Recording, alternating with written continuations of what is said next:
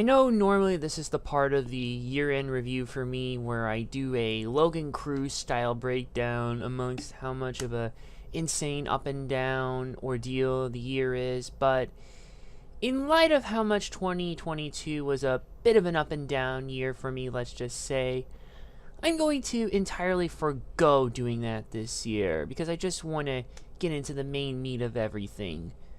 All I'm going to say before we get into everything is rest in peace to the following people: Sidney Poitier, Bob Saget, Peter Robbins, Meatloaf, Louis Anderson, Ivan Reitman, Emilio Delgado, William Hurt, Scott Hall, Taylor Hawkins, Estelle Harris, Gilbert Gottfried, Ray Liotta, George Shapiro, Billy Kamitz, Everett Peck, Kazuki Takahashi, Lenny Von Dolhelen, James Caan, Shinzo Abe, Tony Cicero, David Warner, Paul Sorvino, Nichelle Nichols, Pat Carroll, Olivia Newton-John, Anne Hesh, Wolfgang Peterson, Queen Elizabeth II, Coolio, Antonio Inoki, Angela Lansbury, Robbie Coltrane, Jan Rabson, Jerry Lee Lewis, Aaron Carter, Dan McCafferty, Kevin Conroy, Leo Gallagher, Jason David Frank, Irene Cara,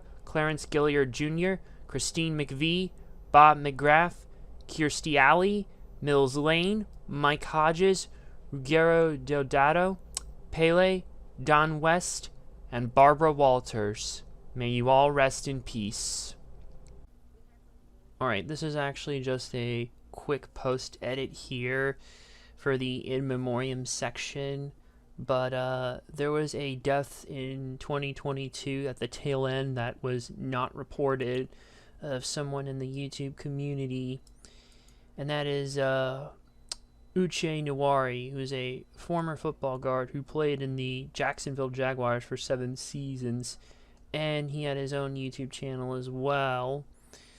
And he appeared on a lot of other channels, such as Midnight's Edge as well. It's a very sudden death, too. And this is only now in because we just now found out about that. Sorry for having to throw this in a little last minute, but this kind of came up spontaneously. This shit sucks. May he rest in peace alongside everyone else mentioned in the in memoriam section.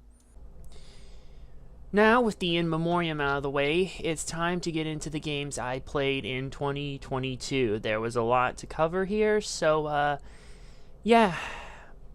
For those of you who are just watching this for the first time, you'll see what things are about soon enough. So, we're gonna be here a while. Grab yourself a snack and a drink.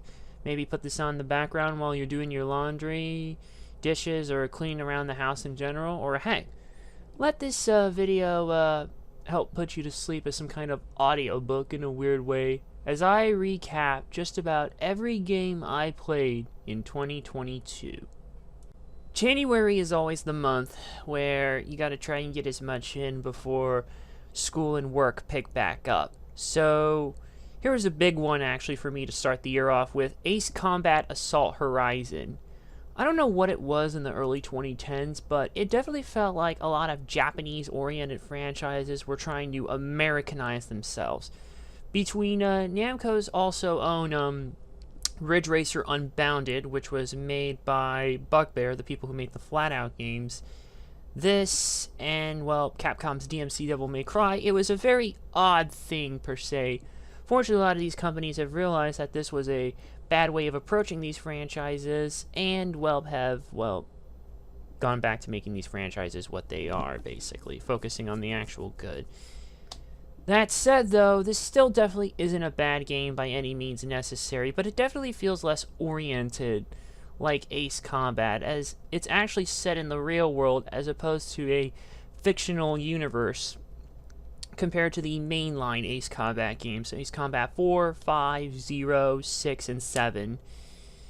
Also, it tried to throw in a bunch of new mechanics, mainly the dogfighting mode, basically, to try and make the intensity bigger than it normally was, and bring the action closer to the player. And so, in a weird way, this dogfighting mode is like when enemies are on your ass, basically, or you're trying to get on someone's ass, you have to be careful to dodge them, basically. And if you can get the upper rank gain on them, you can click both of the bumper buttons here, or L1, R1 if you're on PlayStation 3, and you can basically get right behind them and get a clear shot with your machine guns. You can save your missiles for the later, tougher parts, and yeah. There also are some other sections that are oddly different enough, but the whole story definitely feels very different from the other Ace Combat games. It's not a bad thing. I've been trying to get back into playing this one here so I could knock it off my list, because I started it years ago but never finished it until now. You know, I do like it, but it's not my favorite Ace Combat game overall. That's still Ace Combat 6, The Fires of Liberation. I have not played 7, but if I can get it for a decent price, I may pick it up. So after Ace Combat Assault Horizon, in the meantime, actually I should say, I was working on starting another series on Twitch. And so I started the Brothers in Arms series. This is an old series of World War II themed shooters that came out about the mid to late 2000s, when the genre was still somewhat popular. I do think eventually it was starting to lose some of its luster at this point, though. By the time we get to the last game, you'll see what I mean. But Brothers in Arms Road to Hill 30 was the first of these games, basically. It runs on Unreal Engine 2, and yeah. The thing about this game also is that it also tried to do some more strategy elements to it compared to, say, the console Call of Duty games, or even the Medal of Honor games for that matter. When you're doing the missions, there are two different teams. There's Fire Team and Assault Team, basically. Fire Team basically fixes the enemy with suppressed fire, and Assault Team is good for, well, assault. And sometimes you have tank sections as well, which are pretty interesting. And you can command your teams as well, kind of like the Rainbow Six series. Though, honestly, it's very much damn hectic, and I feel like it leans into the strategy element just a wee bit too much, basically. And on top of that, you have to be really accurate with your aim, or else you're going to be in for a very rough time. Honestly, this game was pretty rough, and I don't think it's personally aged that well from having to play some of the things. There are a handful of bad sections. This is one of those ones you're just going to have to turn the cheats on and just have a hell of a time or something, I guess. Taking a break from the Brothers in Arms talk, we're going to Siphon Filter Dark Mirror. Now, with me having already acquired Logan's Shadow months prior to actually playing this one, I figured it'd only be fair that I play this before I get into Logan's Shadow, which was the last Siphon Filter game, and the one that technically came, well, after this one, after Dark Mirror. Dark Mirror was actually originally a PlayStation portable game, but was later ported to PlayStation 2. This time they decided to go back, basically, to the series roots, as opposed to Omega Strain, which was more, I guess, open-ended, and, well, more online-focused as well.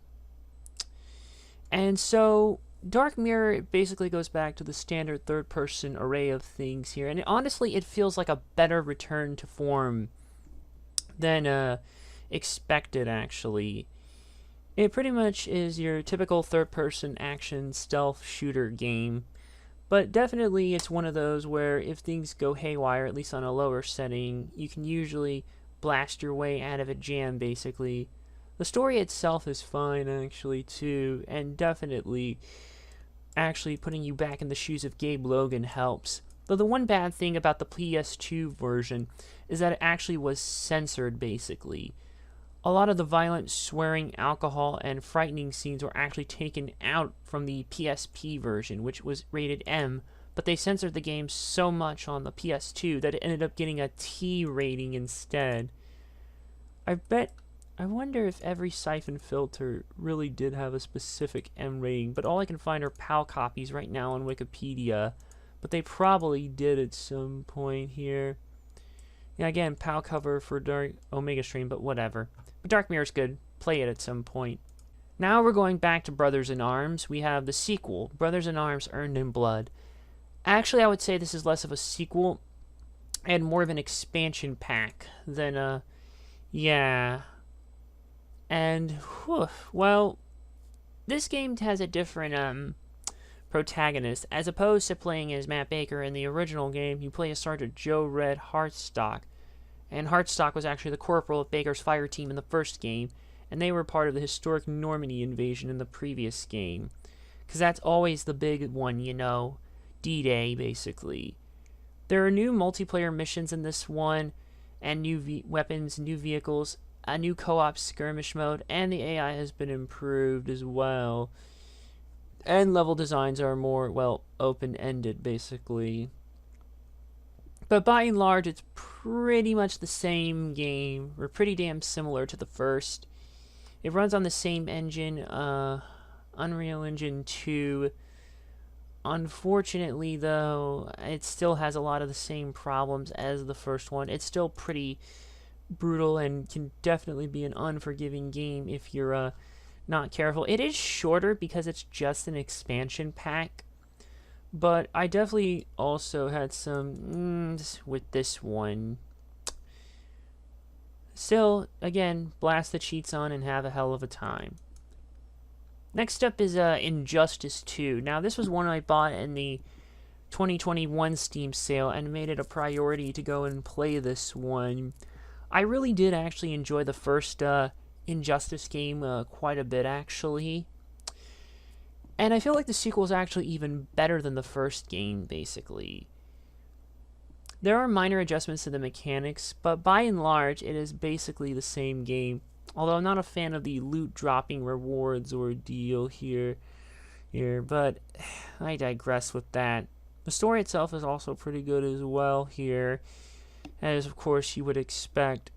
And it was also kind of, I guess, bittersweet to a degree, because if I recall correctly, this is basically the last Injustice game to have Kevin Conroy as the voice of Batman before his unfortunate passing. It's a pretty weird story, basically, here, because, well, back to Batman and his insurgency's attempt to restore society after the fall of Superman's regime is what the story's about. But then, once the society, basically, the secret society of supervillains, makes their presence known, and Brainiac, they force Batman to consider freeing the imprisoned Superman to help combat the threats. Okay, yeah, the story's a bit weird in some parts, you know, but yeah, but the game is still pretty good. It does play well, the story is presented at least well, and the voice acting is always damn good. And the gameplay definitely does feel a lot much better than the previous game, but I do feel like these sort of Mortal Kombat ones always have some kind of emphasis on you learning at least a handful of crazy moves, basically, these NetherRealm-like games. And trust me, we're going to adjust that later on more, but play Injustice 2 if you like the first one. And we can add another one here to the list of games I played as a kid that have not aged well, a la Dukes of Hazzard, Return to the General Lee. This is The Adventures of Jimmy Neutron, Boy Genius, Jet Fusion. Now, there were at least a few 6th-gen games, console stuff, that was at least based off the Jimmy Neutron license. You had the original Boy Genius one, based off the original movie. You also had this one, and Attack of the Twonkies, which we'll be addressing later on. But for now, Jet Fusion was one of the ones based off the television film as well. One of the more expanded episodes, basically. This special here, Jet Fusion, basically, well, it was basically, it followed, if I could speak properly. I need to pull it up here, I'm sorry. See, this is what happens. I go off the cuff. But The Adventures of Jimmy Neutron, Boy Genius, Jet Fusion was based off the TV special Operation Rescue Jet Fusion. The basic plot is that Jimmy has to write a book report, and he invents this virtual world reproduction machine, which shows the class what the book is about like a movie. And so Jimmy places his Jet Fusion book into the machine, and unsurprisingly, it goes to hell. So Retroville becomes this sort of virtual world. Then his arch nemesis, Professor Calamitous, kidnaps Jet Fusion, and it's up to Jimmy to save him, basically. So, yeah, it's actually somewhat different here, basically, here. Because, well, we have to rescue Jet Fusion, as opposed to, well, the actual special where Jimmy teams up with him. Yeah, honestly, this game is pretty much your, what should be a run-of-the-mill platformer, basically, that is bogged down by several bad design choices that make the game way more frustrating than it has any right to be. If I had actually beat this as a kid, I would have had more patience for it. However, as an adult, no, not at all. Not at all. Actually, I kind of want to break this one down fully, so I'm just going to leave it at that here. I know other people have, but damn it, I have my own personal gripes with it.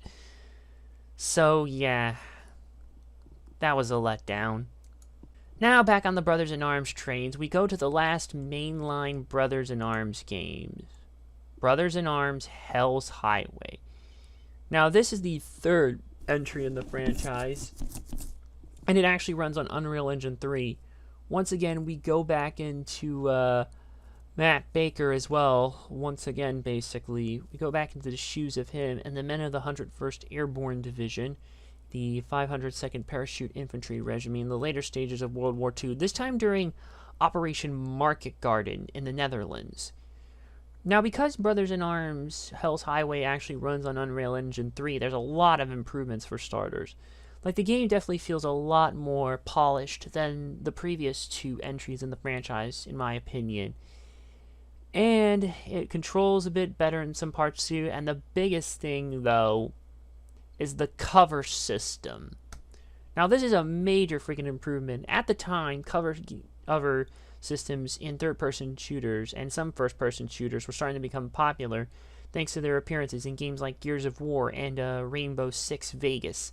And this game decided to take advantage of that.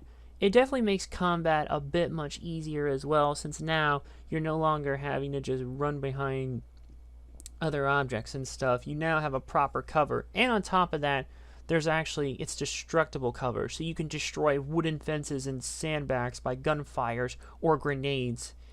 And they added in a regenerating health system, basically. They represent this, a character's exposure to threat rather than resilience to damage, where you're exposed to enemy fire, and it starts to become harder for you to see. Remain under fire, you die.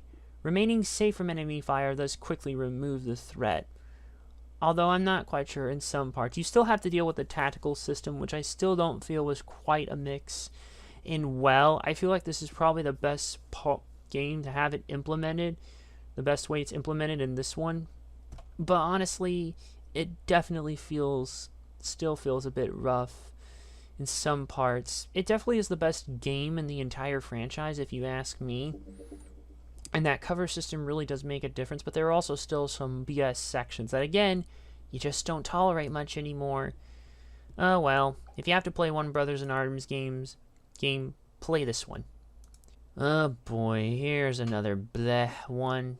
WWE Crush Hour. Let me explain what happened, how I got this game.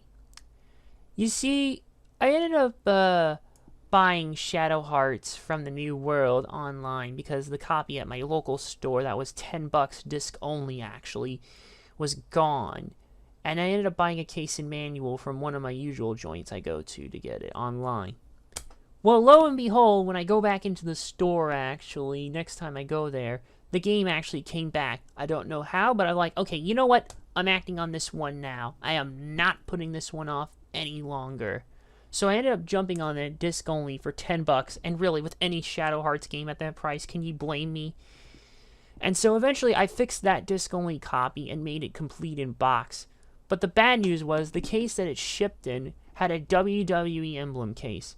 The problem is I already have every WWE PS2 exclusive game that I could have gotten basically from when I started recollecting retro about now what?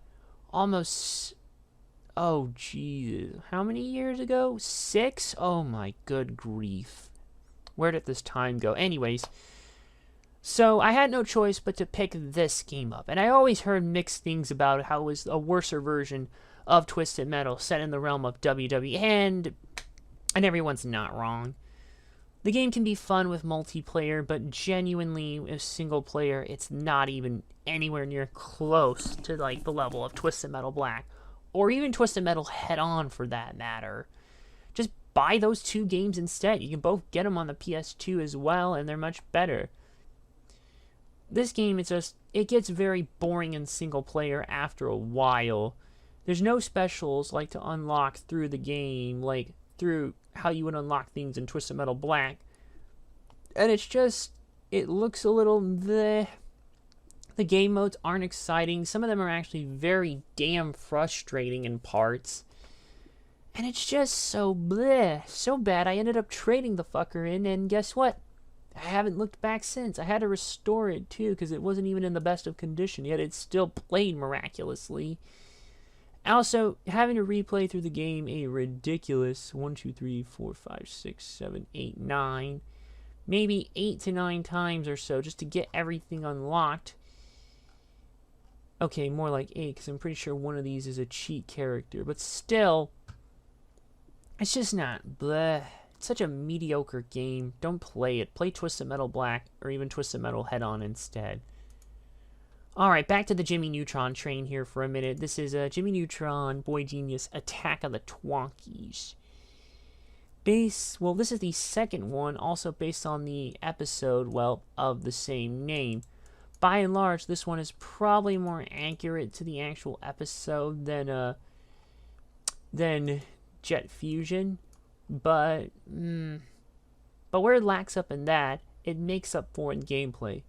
So in this game, you control Jimmy in a quest to save Earth from the alien Twonkies using gadgets and inventions.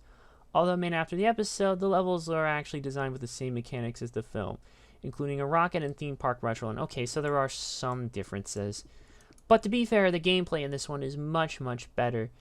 It got rid of one of the more garbage, egregious aspects of Jet Fusion in limited continues. That's what it is.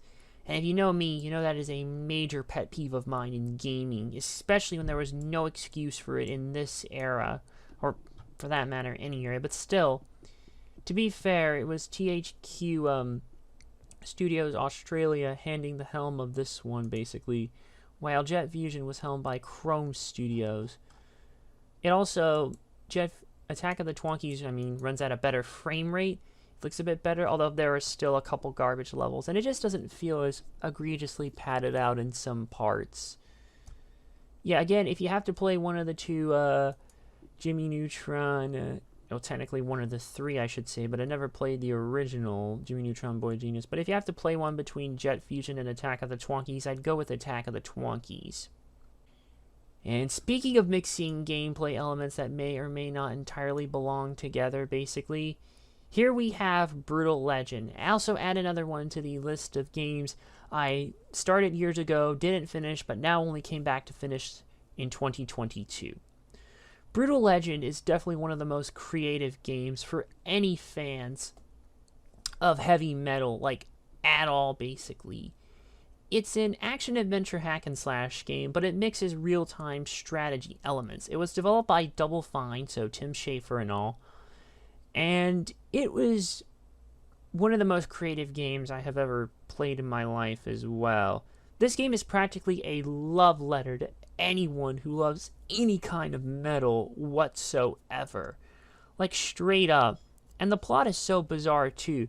You play as a roadie named Eddie Riggs, who's voiced by and modeled after Jack Black.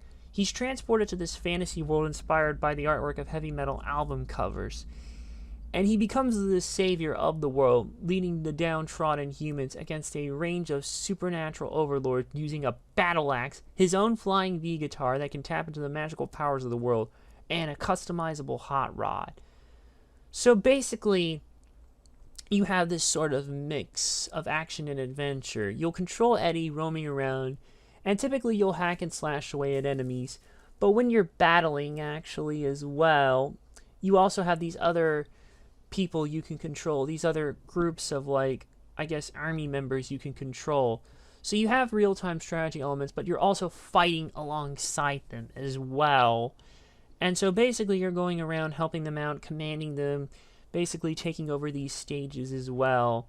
And basically you're moving through to just, you know what, if I go on any further, you're gonna think it's friggin' weird as hell. And trust me, this game is pretty fucking weird indeed. It is one of the most insane things you will ever like see, I swear. But it is absolutely worth playing if you are indeed any like heavy metal fan, basically. I mean, what other game are you going to find that also has the voices of Lemmy Kilmister, rest in peace, Rob Halford, and Ozzy Osbourne? You're not going to find it except in this game.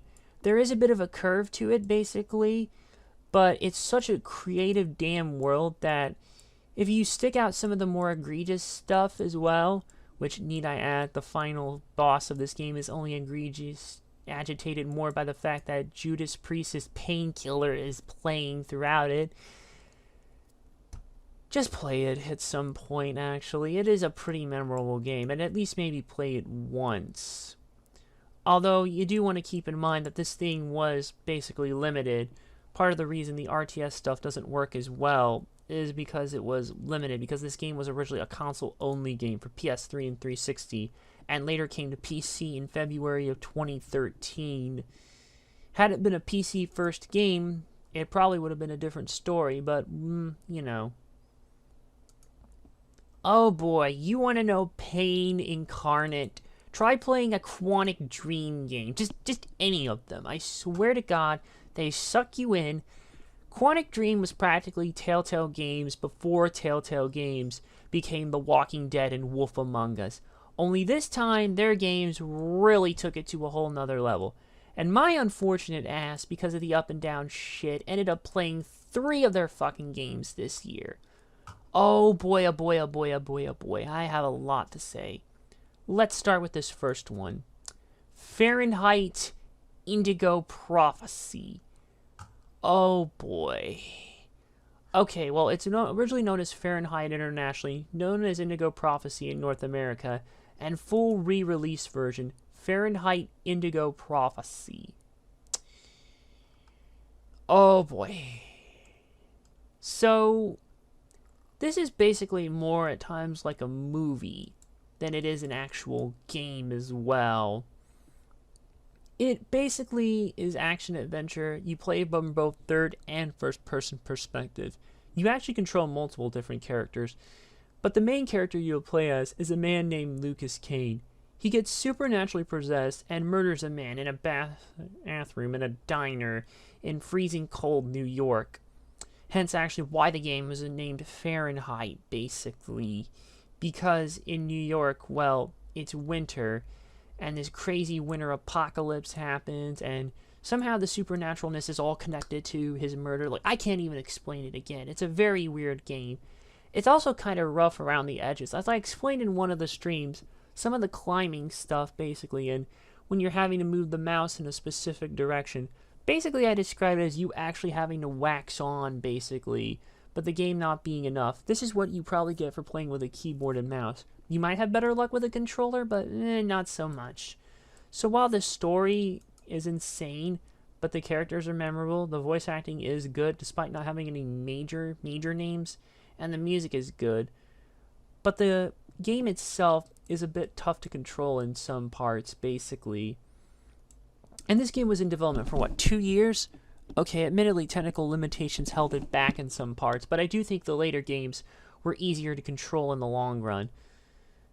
But yeah, you're going to be in for one hell of a ride, basically, with Fahrenheit. And oh boy, you thought this insanity was done here? Oh, no. There's more. We will address it later. But yeah, this was actually one of the last games before the down happened for me, let's just say. And what a very, I guess, appropriate game to play at this point, too, because, you know, a man's life is going to shit, basically, for a crime he seemingly committed, but he wasn't even himself. Let's just go to the next one. Okay, the last game I beat for the month of January was Shadow Warrior 2. I had, again, fallen off of this one, but vowed to finish it, basically. Honestly, this isn't as good as the first game. Well, I do think the gameplay parts, the actual shooting and action itself, is the way the gameplay unfolds in this one feels very lackluster compared to the first Shadow Warrior 2013 game. Instead, now we basically have Borderlands and Shadow Warrior, which, look, I like the Borderlands games, I really do, but that's not what I want in my Shadow Warrior. Think back to the original Shadow Warrior, and it was pretty much Duke Nukem 3D, but with swords. Hell, I even prefer it at times to Duke Nukem 3D. Like, I go back and forth. Like, you have to ask me which day, depending on my mood. If you ask me which is better, I'll give you a different answer depending on how I'm feeling.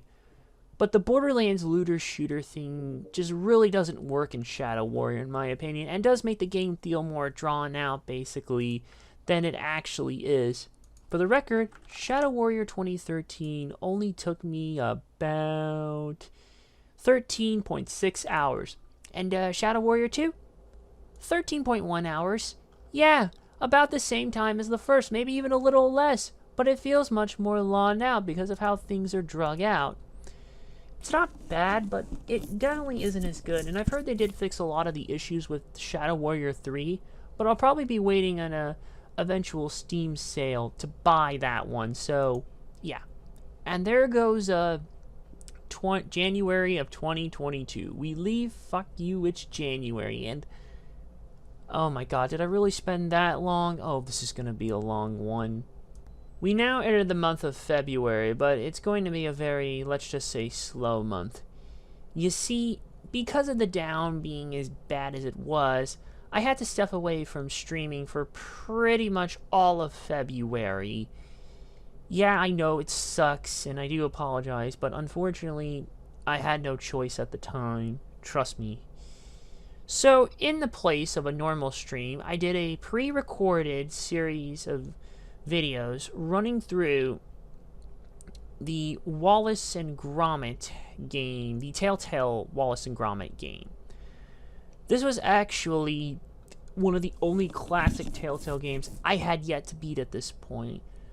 So over the course of about 1, 2, 3 days, I finished the first 3 episodes of Wallace and Gromit's Grand Adventures, Fright of the Bumblebees, The Last Resort, Muzzled, and then on the 11th I beat the last episode, The Bogeyman.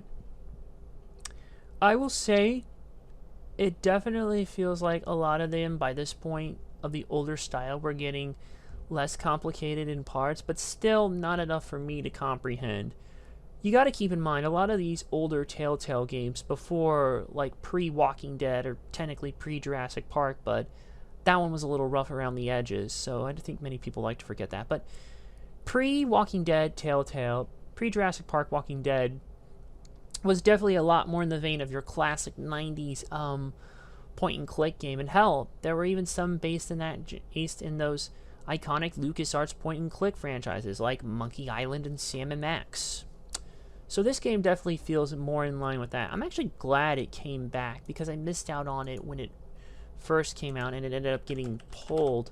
But you can still buy it on Steam right now, and when I'm recording this, as the sale is going on, it's only $3, and at that price, it's probably worth it in the end, too, if you like this sort of thing. Next up is Polarity.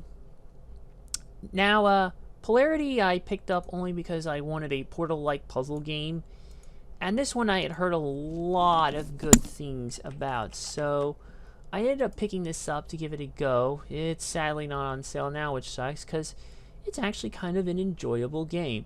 You have to hack this database by a client with big money and mysterious motives, and it's a very clever puzzle game as well. It definitely has like a Portal-like ambiance to it, but it actually plays very differently. You have these sort of bounce pads you can jump off of as well.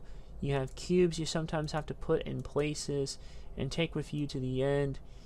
And it does have local co-op campaign. You cannot play this online though, which kind of sucks. Well, unless you use the remote play function. I do wish there was an online co-op in this mode. That's probably why my one gripe with it. But I do think it is a pretty enjoyable game on the whole. Now, after that, I ended up playing Visceral Cleanup Detail Shadow Warrior.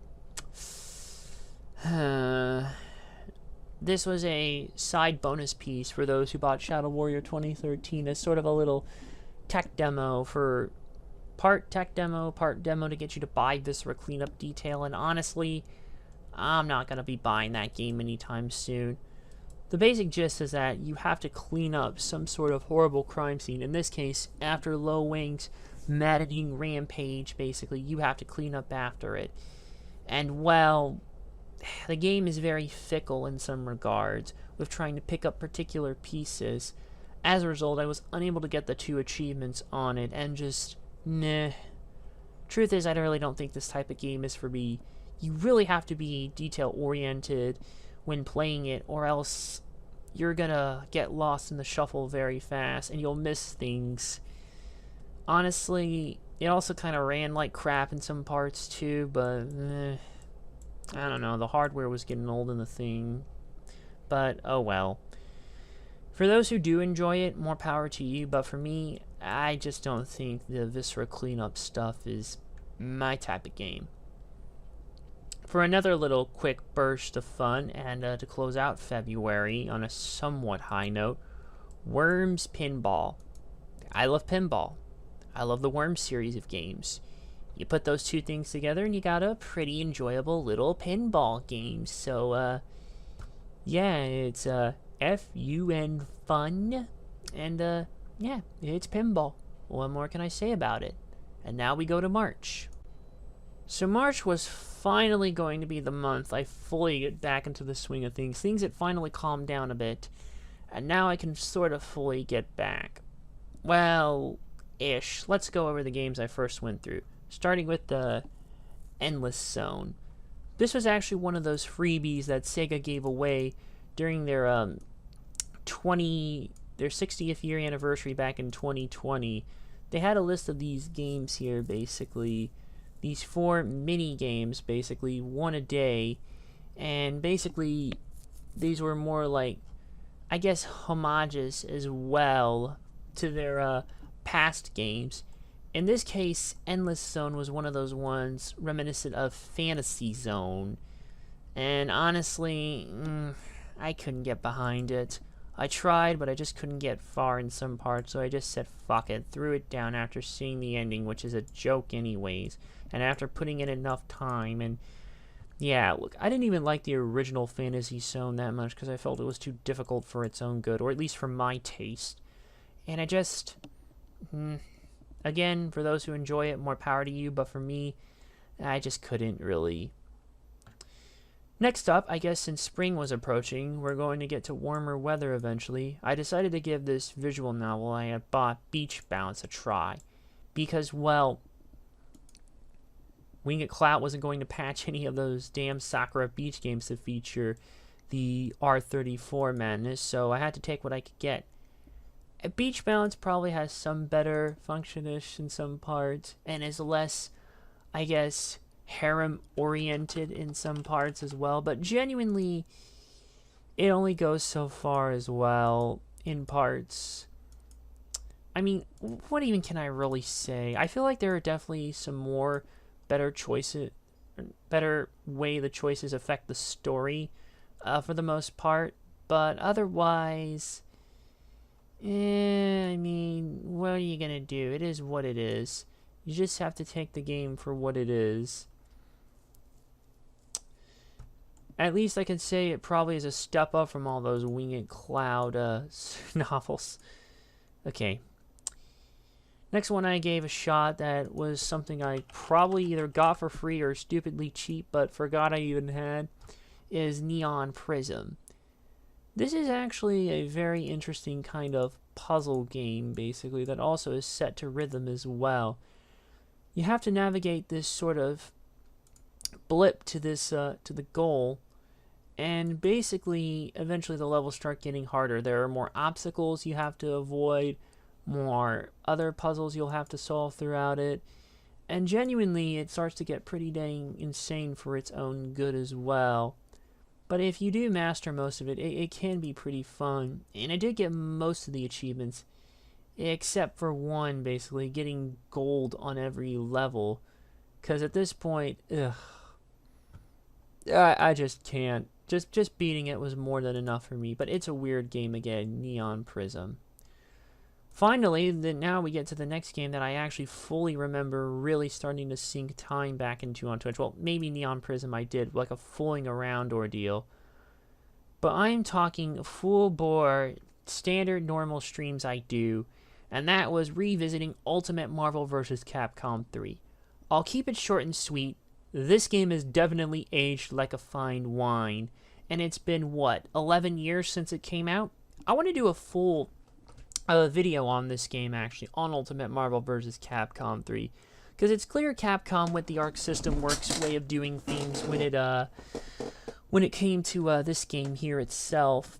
And I definitely do think, despite a roster that's maybe not as strong as MVC2, or what some people would argue is a more, I guess, consolidated roster, it still plays amazing in some parts. I feel like just a lot of the bad will Capcom had at the time was hurting a lot of the other games, and this one got hurt. You got to keep in mind, Capcom was in a bad place like a decade ago, just doing not so consumer friendly things like Ondas DLC for Street Fighter Cross Tekken and a whole host of other bad things as well, such as not releasing the content from UMVC3 as DLC like they were originally planning to do, a la Super Street Fighter 4 Arcade Edition stuff. But I digress. Actually, wait, original Super Street Fighter 4, this one, never mind. Look, I'm gonna make a video on UMVC3 one day. Someone remind me to. Now, finally, if I'm really gonna get back into the swing by this point, I needed a game to really just let loose on and just have one hell of a time. So I went back and finished Duke Nukem 3D Megaton Edition. It's Duke Nukem 3D. You know what? Well, what more can I say? You've probably already played it at some point, and if you haven't, please do. You can't buy the Megaton Edition anymore. You can only buy the World Tour, the Anniversary World Tour Edition, which actually removes some of the other stuff as well. A bit overpriced, although you can get it for $2 now, so I guess that's not too bad. And it's actually missing a couple of the expansion packs that were included, which we'll get into, but it still has the base game and a bonus exclusive episode. But Megaton Edition's still good. I just played through the remaining levels I hadn't been in my off time. Played the 4th episode on my Twitch. I did a little bit of fooling around with it as well on Twitch. I don't archive the fooling around stuff, because it's not proper playthroughs. And I ended up also beating the 4th episode that was included in the later releases of the game and the 2 expansion packs on Twitch. So let's get into those. Starting with Duke Caribbean Life's a Beach. This was actually the first of several officially licensed expansion packs for Duke Nukem 3D. This was released in December of 1997, ironically, despite being a beach-themed one by Sunstorm Interactive. I guess if you live in Australia or somewhere where it's normally warmer around this time of year, you're probably fine. And it has 8 levels. It has a whole new load of maps for multiplayer, some new weapons as well, such as Sandalfoot, so instead of Duke putting his boot up someone's ass, it'll be Sandalfoot. Also Water Pistol, Super Soakum, and a whole bunch of other stuff that basically reflects the tropical theme. That's typically what happens with these expansion packs. This is probably the best of the officially authorized expansion packs of Duke Nukem 3D because of its creativity-ness as well, and just overall funness, I guess. Some of the expansions didn't quite do it, but we'll get to those when we get to those. Actually, that covers most of March. Let's go into April. Starting off April, I needed another hit of nostalgia because, well, you know, nostalgia's a hell of a drug. What did GLaDOS actually say about the neurotoxin itself? Could take a bath in this stuff, put it on cereal or whatever the hell. I'm trying to even remember, but for that quick hit of nostalgia, basically. Oh, man. I could take a bath. Let me see. Yeah. Yeah, I could take a bath in nostalgia. Put it on cereal. Rub it to your eyes. Honestly, it's not deadly at all. To me. Alright, Hot Wheels Stunt Track Driver. This is a fun little game that I never properly beat because it actually is pretty damn difficult itself. But eventually, got off my ass and finished it. It's a simple on-rails kind of driving game with Hot Wheels cars. The tracks are pretty creative, and there's a bit of a curve to understanding how to keep your speed going without crashing too many times, because that's normally what happens, and having to start back is annoying, but when you do beat it, it is a very satisfying feeling. Hot Wheels Stunt Track Driver is fun. Nostalgia. Now back to the Duke Nukem expansions. We've got Duke Nukem 3D, Duke It Out in DC. This is another actually a pretty creative one. Duke It Out in DC, well, it takes place in Washington, DC, basically. You've got 10 new levels, well, one of them's a secret level, and a new story. Aliens crash land into the Capitol building, and they're trying to invade DC. And Duke Nukem discovers that they've captured a lot of monuments and critical government buildings, but, well, it's up to Duke to basically stop the army, rescue the president from the Psychoid Emperor.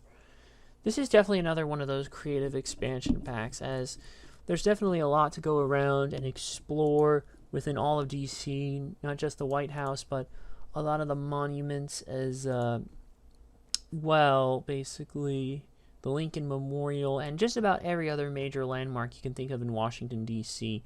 is pretty much there for exploration as well. Although definitely I do think it doubles down on a lot of the more egregiously bad aspects, like of sort of not just Duke itself, but a lot of these older shooters in general, having to do all this damn puzzle solving and hunting things down, key cards, finding your way. Honestly, the where the hell do I go kind of nature is the one thing that I don't miss about these sorts of games, really. But otherwise, Duke It Out in DC is fine. Duke Nuclear Winter is probably the worst out of the 3 expansion packs that are included in the Megaton edition. I feel like even though you do tend to just retread a lot of ground with Nuclear Winter, because you start back off in like the main city in the first episode, and well, all it is snow, and even though you're definitely going into other parts, basically you're going into like similar parts, there are still some new areas still to throw you off in the end, and I don't know. I mean, there is some creativity with some of it, but I feel like a lot of the level design here is definitely the worst out of the 3 expansion packs, and it does retread a lot of this older ground. And, oh well. You gotta admit, a lot of the chiptune versions of some of the classic Christmas songs are kind of nice. And yeah, Christmas in April, who would have wanted that, basically? It's technically, I think, the shortest out of all the expansion packs with only 7 levels. But honestly, there's not much changes, and just, Yeah, some actually even refuse to discuss Nuclear Winter because the add-on was an embarrassment to the franchise. There are definitely better conversions and mods to play for Duke 3D as opposed to this one. I only played it because it was in the Megaton expansion pack, and there's a reason I played it last. Now that we were done with the Duke Nukem trend, trying to find other shorter games, Super Bomberman R. Super Bomberman R was, I think, the first official Bomberman game in a very, very long while, actually. Or it feels like a long while because, well, Konami, well, nuked out Hudson, so Hexadrive had to handle this one, basically. Well, technically, Super Bomberman R is the 6th in the Super Bomberman series after the 5th game, but that was only released in Japan, and possibly some of the other ones only were as well. Technically, I guess the last newer Bomberman in the mainline game was just Bomberman Ultra. But Super Bomberman R is pretty good for the most part, basically. Okay, this was the first to be released, in 20 years in Super Bomberman. and this was the first entry in the franchise to be developed for other consoles following the dissolution of Hudson Soft, the original owner. Originally, this game was a Switch exclusive, but eventually it came out on, well, it came out on PS4, PC, and Xbox One. And you know, it's actually pretty good, basically. I mean, this is not really going to break any new ground for any other Bomberman games, but generally it keeps what makes Bomberman so good and updates it into a modern setting, basically. Updated graphics, all that jazz, yeah. You get the drill. If you like Bomberman, the good stuff, you're probably going to like Super Bomberman R. I'm looking forward to the sequel, and I may even play that on my Twitch when it comes out. In fact, I actually did beat Super Bomberman R in one go, so I may see if I can do that with the other one. We'll see. I don't know. Oh, Sakura Alien. Wing It Cloud novels. Now we get to this madness. Visual novels. Same stuff, different day. Alien comes in of sorts. Guy falls in love with girl alien, and I can't even remember. You can literally hear me typing right now to pull it up on the Steam front. Yes.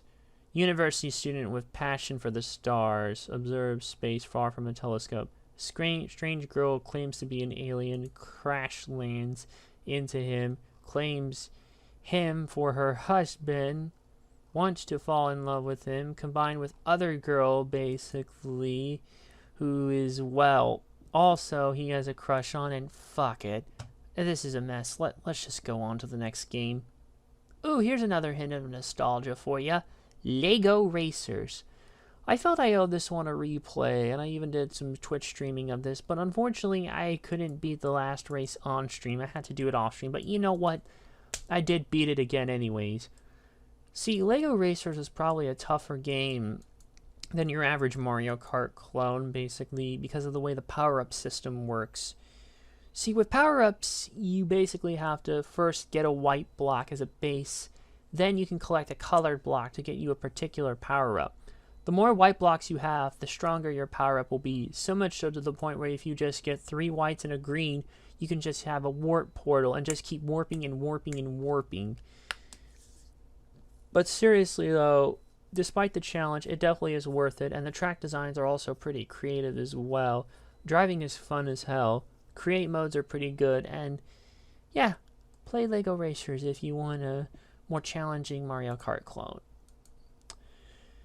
Next up, I guess technically a replay, but not of the same version of the game that I played first, Onimusha Warlords. I ended up picking up Onimusha Warlords on PC so I could at least buy it there, and I guess this was a way of telling Capcom, hey, I want more Onimusha on PC, and maybe a new entry would be fucking nice. But no, we're still stuck spinning our wheels, and all we have is the first one here on PC.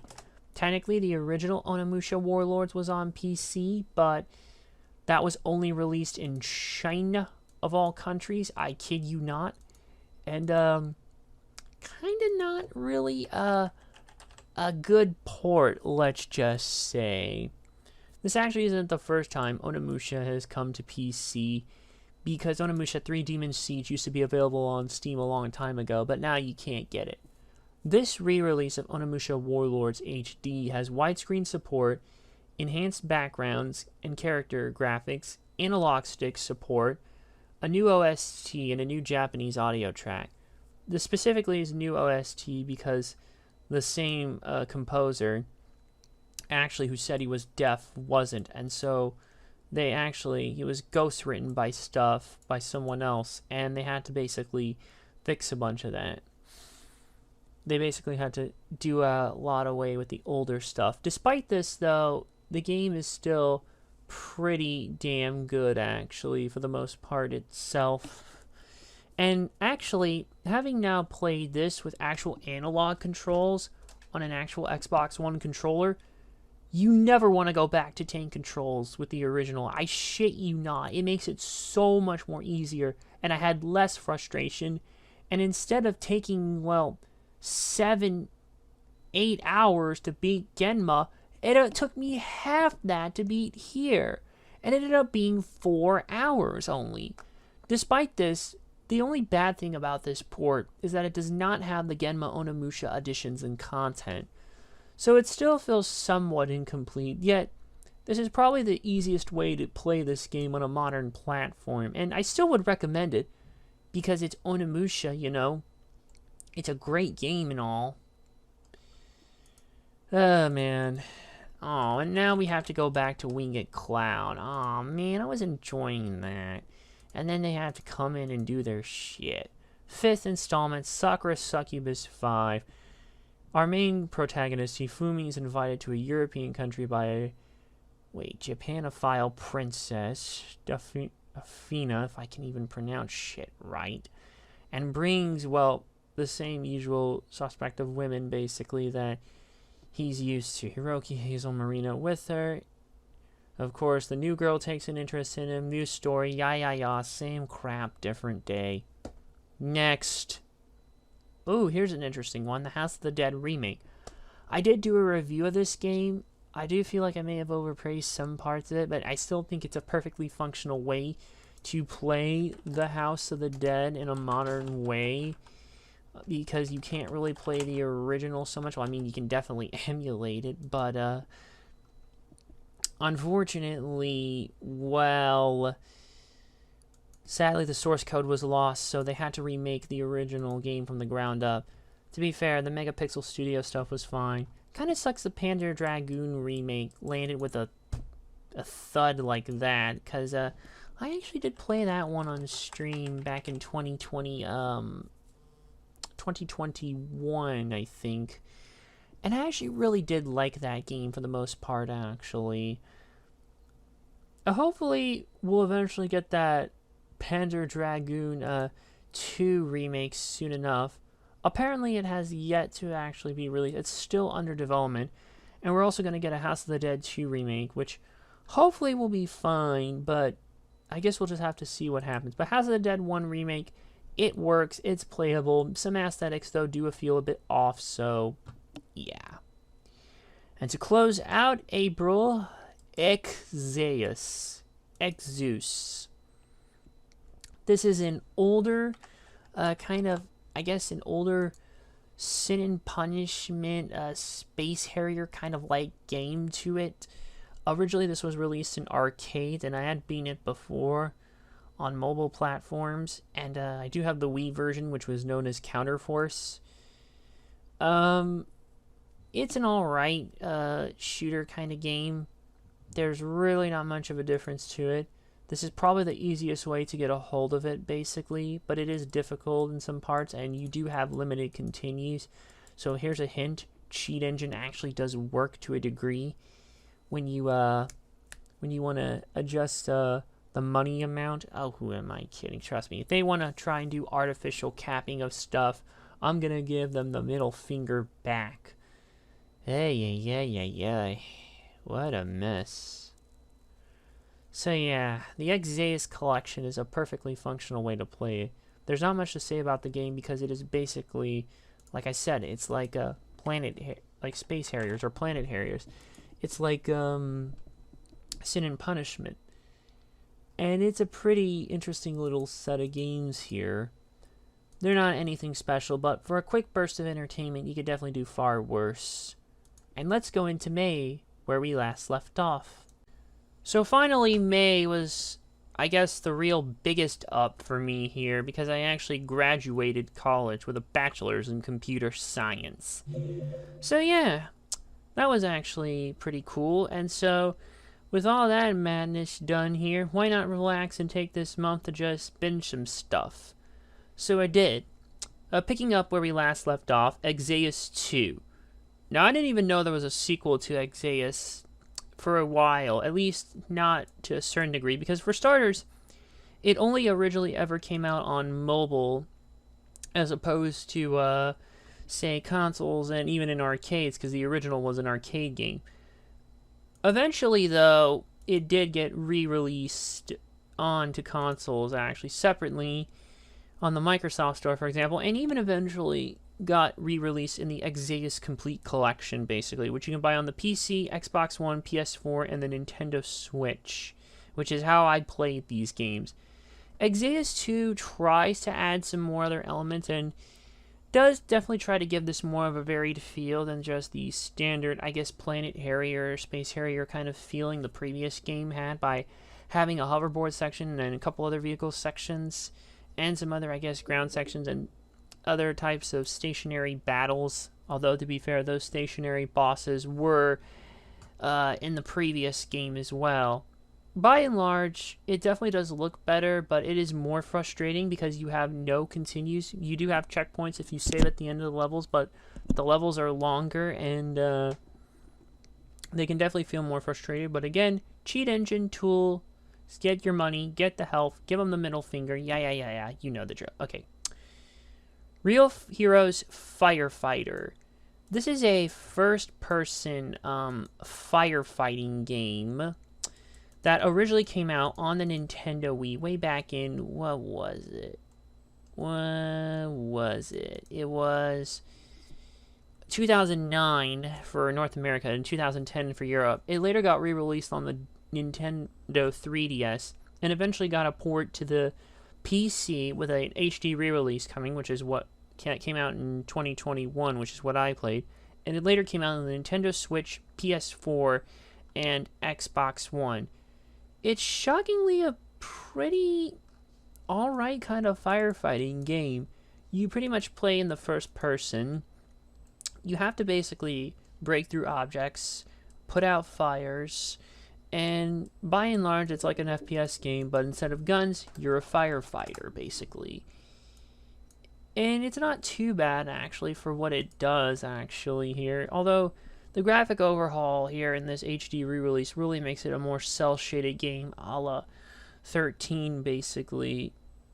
But it's a pretty one with a decent story. And I was going to say, I was actually surprised with the amount of, I guess you could actually say, talent, I suppose, in the game, actually, was kind of a surprise in the voice cast, as there's actually, for the main characters, there's actually a pretty noteworthy cast for some of them, including the likes of James Marsters, aka Spike on Buffy the Vampire Slayer.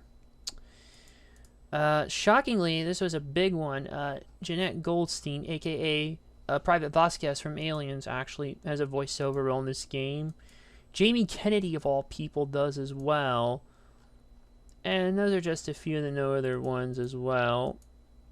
Some of the bigger names in the cast, I suppose, as well. And John DiMaggio's got a voice, and a couple other lesser-known people. But, yeah, I just found that interesting. But it was an alright firefighting game. After that, I went ahead and I played... Oh, boy. Here we go. Another Would You Like to Run an Idle Cafe 3. Winged Cloud. Same, say it with me now. Same crap, different year. Wait. Did I say number 3 here? Hold on a second. Oh, there it is. Sorry. I must have missed it there. Silly me. Yeah, my bad. But yeah. First music video goes viral. The girls of Sweet Shoreline plus Naoya are invited to a competition in Tokyo where they can prove their worth against numerous famous idol groups. Will Sweet Shoreline prevail, or will their first big concert end in disaster? You'll never know, and I don't give a fuck anymore. Let's move on to a better game to talk about. Gun. Now, because Red Dead Redemption 1 still isn't on PC, I had to try to see what I could do anywhere to get my Western fix on PC for a third-person kind of game, like Red Dead Redemption. So this was one of my only options, actually, and I'm pretty sure I still have the cover here, the old video, the Game Crazy Hollywood catalog I have that had this game as the cover game for when it was, like, brand spanking new, like November of 2005 as well. Polar Express was coming out on DVD, and yeah. And I will say this about Gun. It is probably a less open-ended and more faster game than Red Dead Redemption from what I've seen of that and comparing it to this. Because it's only like about a 4 to 6 hour game. Let me see, how much playtime do I have on Steam? Oh my god, it's 4.3 hours. Wow. I guess I can't really be that surprised, because it was made by Neversoft, the people who made the Tony Hawk games. But it seems like a very odd one. You know, basically, like, you wouldn't expect them to make a game like this, but it's actually pretty damn good for the most part here. You pretty much have your standard missions. You have your, you have open-ended side missions as well that you can do, bandit missions as well. And generally it has a pretty good story to it as well. You have mini games as well, like poker, cattle herding, law enforcement, bounty hunting, time trials. And you can actually switch from first person to third person overhead camera with certain weapons too. And this game was also loaded with like a big ass noteworthy voice cast with like a lot of known people. Thomas Jane, let's see, Chris Christopherson, Brad Dourif, Ron Perlman, Tom Skerritt, a couple other noteworthy voice actors in Dave Wittenberg and Kath Soucie. And the voice of the main baddie is none other than Lance Henriksen. Probably one of the only other times you'll see him play a bad guy besides the Van Damme movie Hard Target. But yeah, Gun is definitely more fast-paced and intense. It's not as expansive, but I still think it's a pretty fun and enjoyable game despite a couple bumps. PC port's a little rocky in some places and I think crashed on me a couple times, but it's an enjoyable game. And if you want more third-person Western games but want a quick and easy fix, this one will do it for you. Rise of the Tomb Raider is next. I actually beat this game on my birthday. You see, I was building up to it because in the games I played in 2021 video, I mentioned that I did beat the first of the rebooted Tomb Raider trilogy. So, eventually I was going to make it a priority to go and beat Rise of the Tomb Raider, the sequel. And I have to say, I think I grasped in this one a bit more. It definitely isn't as...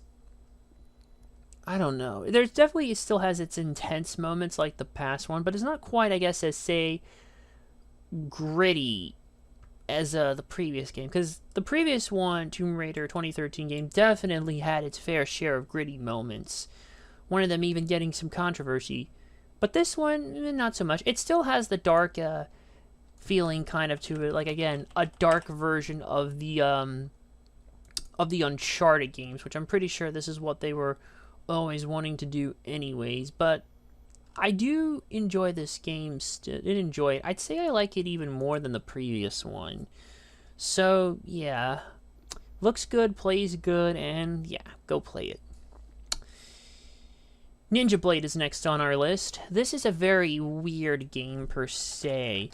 This is one of those ones that was made by From Software before they became almost exclusively Soulsborne. It originally came out on the 360 and later re-released on the PC. Sadly, you can't get the PC version of it anymore as it got yanked from sale because I think the publisher no longer even exists, at least for the specific PC version, or the developer, one of the two. I'll look real closely, and while that is, Ninja Blade is pretty much like inspired by a lot of games like Devil May Cry and stuff, but it definitely leans more into quick time events, I will say, and it is very not easy. Yeah, here it is right here.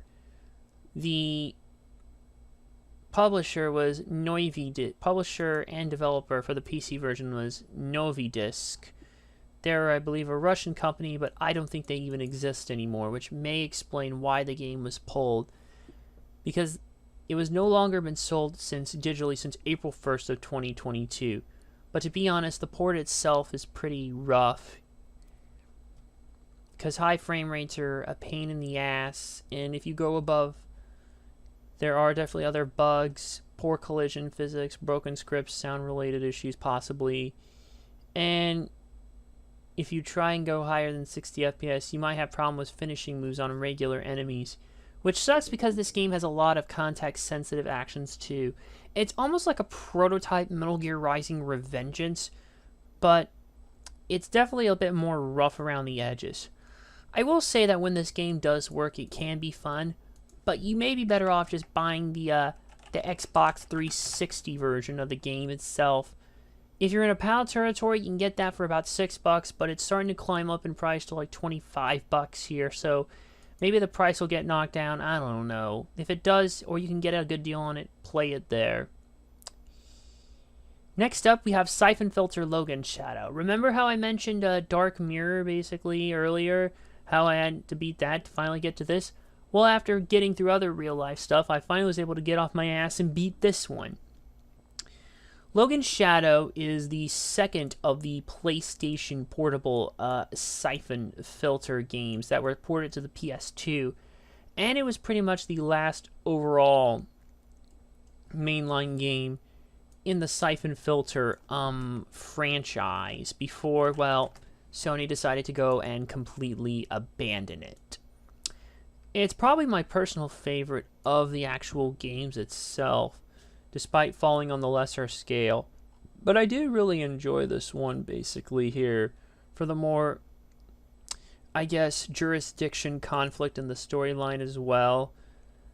And the gameplay itself is probably improved in some parts compared to the previous game, Dark Mirror itself here. And it definitely is a pretty interesting little game here, and it kind of sucks, though, basically, that, this is the last one. I really wish they would make a new Siphon Filter, considering this has been the last entry in the franchise since technically 13 years when you count its PS2 release. But I don't know. The last game Ben Studio did was Days Gone, which I'll probably be making a priority to play this year on PC since I got it as a gift, but we'll see, but damn, I miss Siphon Filter. And to close out May, this is the first of many Retropalooza Houston pickups. This one I got from my man, Hav Geese, the almighty Hav Geese, Castle Shikigami 2, which I got for a good price at about $15 or so for the PS2. This is a shmup that has always been on my list, but I could never find it until more recently, and then boom, I get a hold of it at a good price, because the price literally had 15 on it, so we just went with that. Although, if you're watching this, man, sorry, but all of a sudden something else happened, and something game lands up on Steam now, or I don't know why I'm saying it. I don't know why I'm even saying it. It's tough, because I thought the game was still exclusive to the PS2, and I had picked up the first Castle Shikigami on Steam, because when that was released on PS2, it was released under the name Mobile Light Force, and the cover was made to make it look like something it wasn't at all. At least the cover here tried to make it more accurate. I don't know. It was frustrating here, me having to contemplate now. Do I really want to keep the game? Because, well, what happened was Castle Shikigami 2 got released on Steam. Yeah, surprised? I didn't even know it either until much later, actually, because all of a sudden, boom, this was a stealth release. Komodo here, who are seemingly, or rather, Degasika Games, they're labeled Komodo here. Maybe they're the subsidiary, I don't know. Ultimately, these are the ones, guys, who have been re-releasing. They re-released the first Castle of Shikigami, relocalized accurately, and they did that for this one too. But I will say, the PS2 version still has the infamous English dub. If you know anything about bad English dubs, you probably already know about this one, so I'm not going to go into too much detail. But what I will say with the Steam port is that they relocalized it and retranslated it to be more accurate and left out the crappy English dub, likely for licensing issues. Although, you can put that back in, the subtitles aren't going to match, and yeah. As for the game itself, it's pretty much a shmup. It's not that much different from the first game. It is a bit harder, and you don't have infinite continues off the bat, so you will have to grind a bit more and more to get better. But it is worth it in the end, too, when you can properly beat it. So, yeah. Fun game, actually. A bit tough. And I did replay it on PC as well, and grind it the proper way, so yeah. And that wasn't the only set of Retropalooza Houston pickups, that one of the Retropalooza Houston pickups I had that I beat this year. For that, join me in June. So, June, we start off with more Retropalooza Houston pickups that I beat. First one of these is Scooby-Doo Night of 100 Frights. When I was at the con, I met the main guy behind a Houston Retro Gamers group. His name is Kyle. Cool dude, and I kept going back to his booth quite a bit, actually, because I was able to get good deals on stuff when I was bundling things, and yeah, I'd say he was probably the most vendor I bought the most stuff from that weekend. So, yeah, this is the first one, because he had all the Scooby-Doo games on Xbox there. And this is the first one of them, Night of 100 Frights. So, it's an alright game, but I feel like this is one of those ones you will benefit from by playing in emulation because you have save states. Because otherwise, whew, oh boy, there's some rough bits. Now, Night of 100 Frights was actually developed by Heavy Iron Studios, the same people who later did SpongeBob Battle for Bikini Bottom, so you think would be in good hands, but sadly this game is a little rough around the edges. You pretty much primarily play as, well, the titular canine himself, and basically you have to search for the rest of the Mystery Inc. in a haunted mansion after they're kidnapped by an eccentric villain. There are 12 areas, and they pretty much range from areas you would expect. There's quite a bit of platforming, too. A lot of callbacks and recreations of scenes from the original show. And for fans of Scooby-Doo, you'll probably get a kick out of that. But otherwise, the platforming itself is not entirely complete. You have to collect specific amounts of stuff here to basically, there's usually, you have to get a certain amount of collectibles to progress, of course, in some areas, but honestly, it feels more grinding, at least here. And I'm just trying to process this here. I think I had some bad luck with other places, and some of the last set of bosses was rough.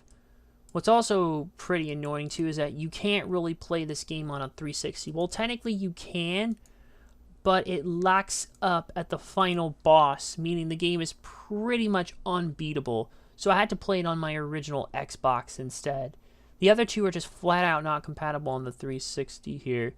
So here's the collectibles. Obviously, they're Scooby snacks, because what else they would be, and snack gates that open many of the doors. And you do unlock bonus effects. Like, the presentation is pretty good, but the gameplay itself is kind of a mixed bag. It would be nice to talk about this one in full at some point. I might want to save that. Next up, a little break from Retropalooza Houston stuff. Metro Exodus. I was playing this one on and off for a bit here after picking it up on a previous Steam sale, so I really did want to beat it. And I will say, it's actually a really damn good game. Having already played the previous Metro games, I figured this would be a good one to go through. And I will say this, it is to Metro what Far Cry 2 is to Far Cry, although I do think Metro Exodus is much better than Far Cry 2.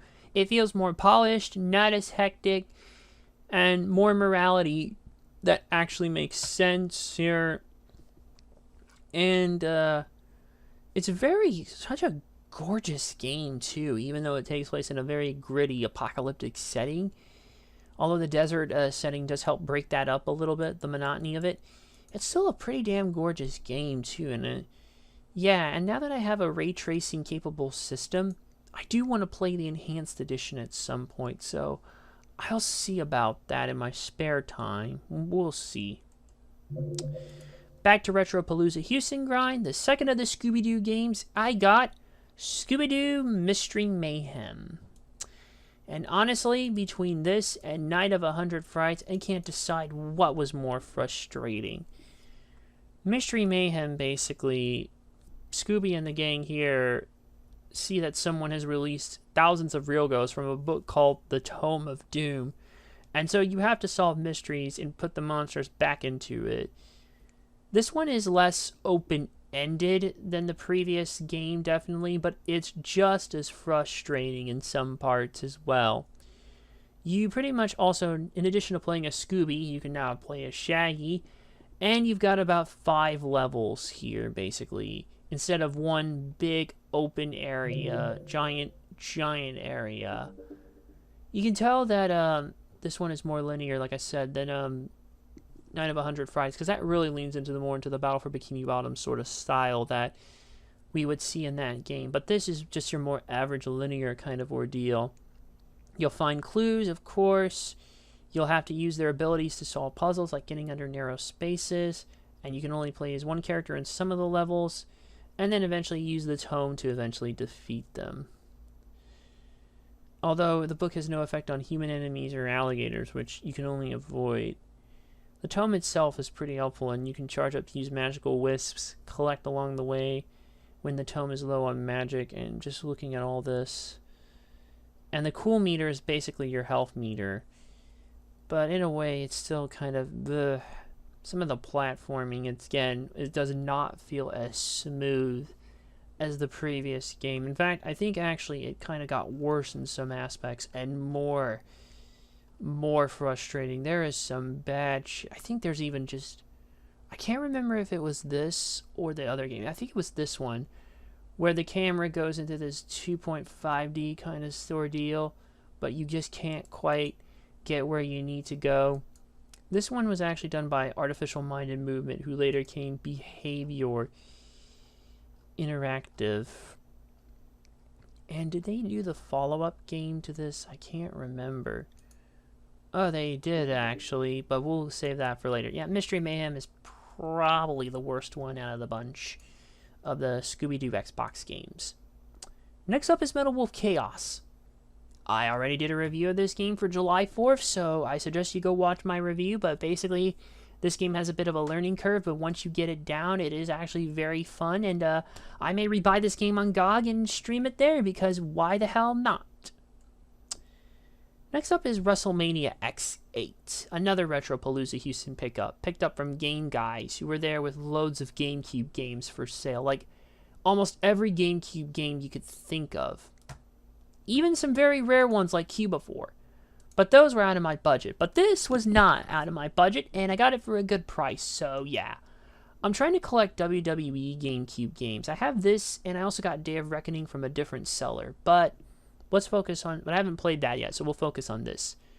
WrestleMania X8 was the first of 4 WWE games on the GameCube. And these were, I believe this was also the first one on the GameCube to be developed by Yuke's, as Aki were the original developers of, say, all the classic N64 wrestling games for WWE and even WCW, but WrestleMania X8 was the first one done by Yuke's, who had the PlayStation SmackDown games under their belt, and they also had SmackDown Just Bring It as well. This game is very hectic as hell, and if you saw my stream about this one here, you know this game was up and down all over the place.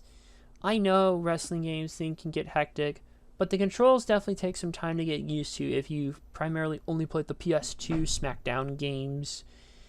On top of that, multi-man matches in this game are way too much of a nightmare. I know they can get hectic in real life, trust me, I've seen enough to know.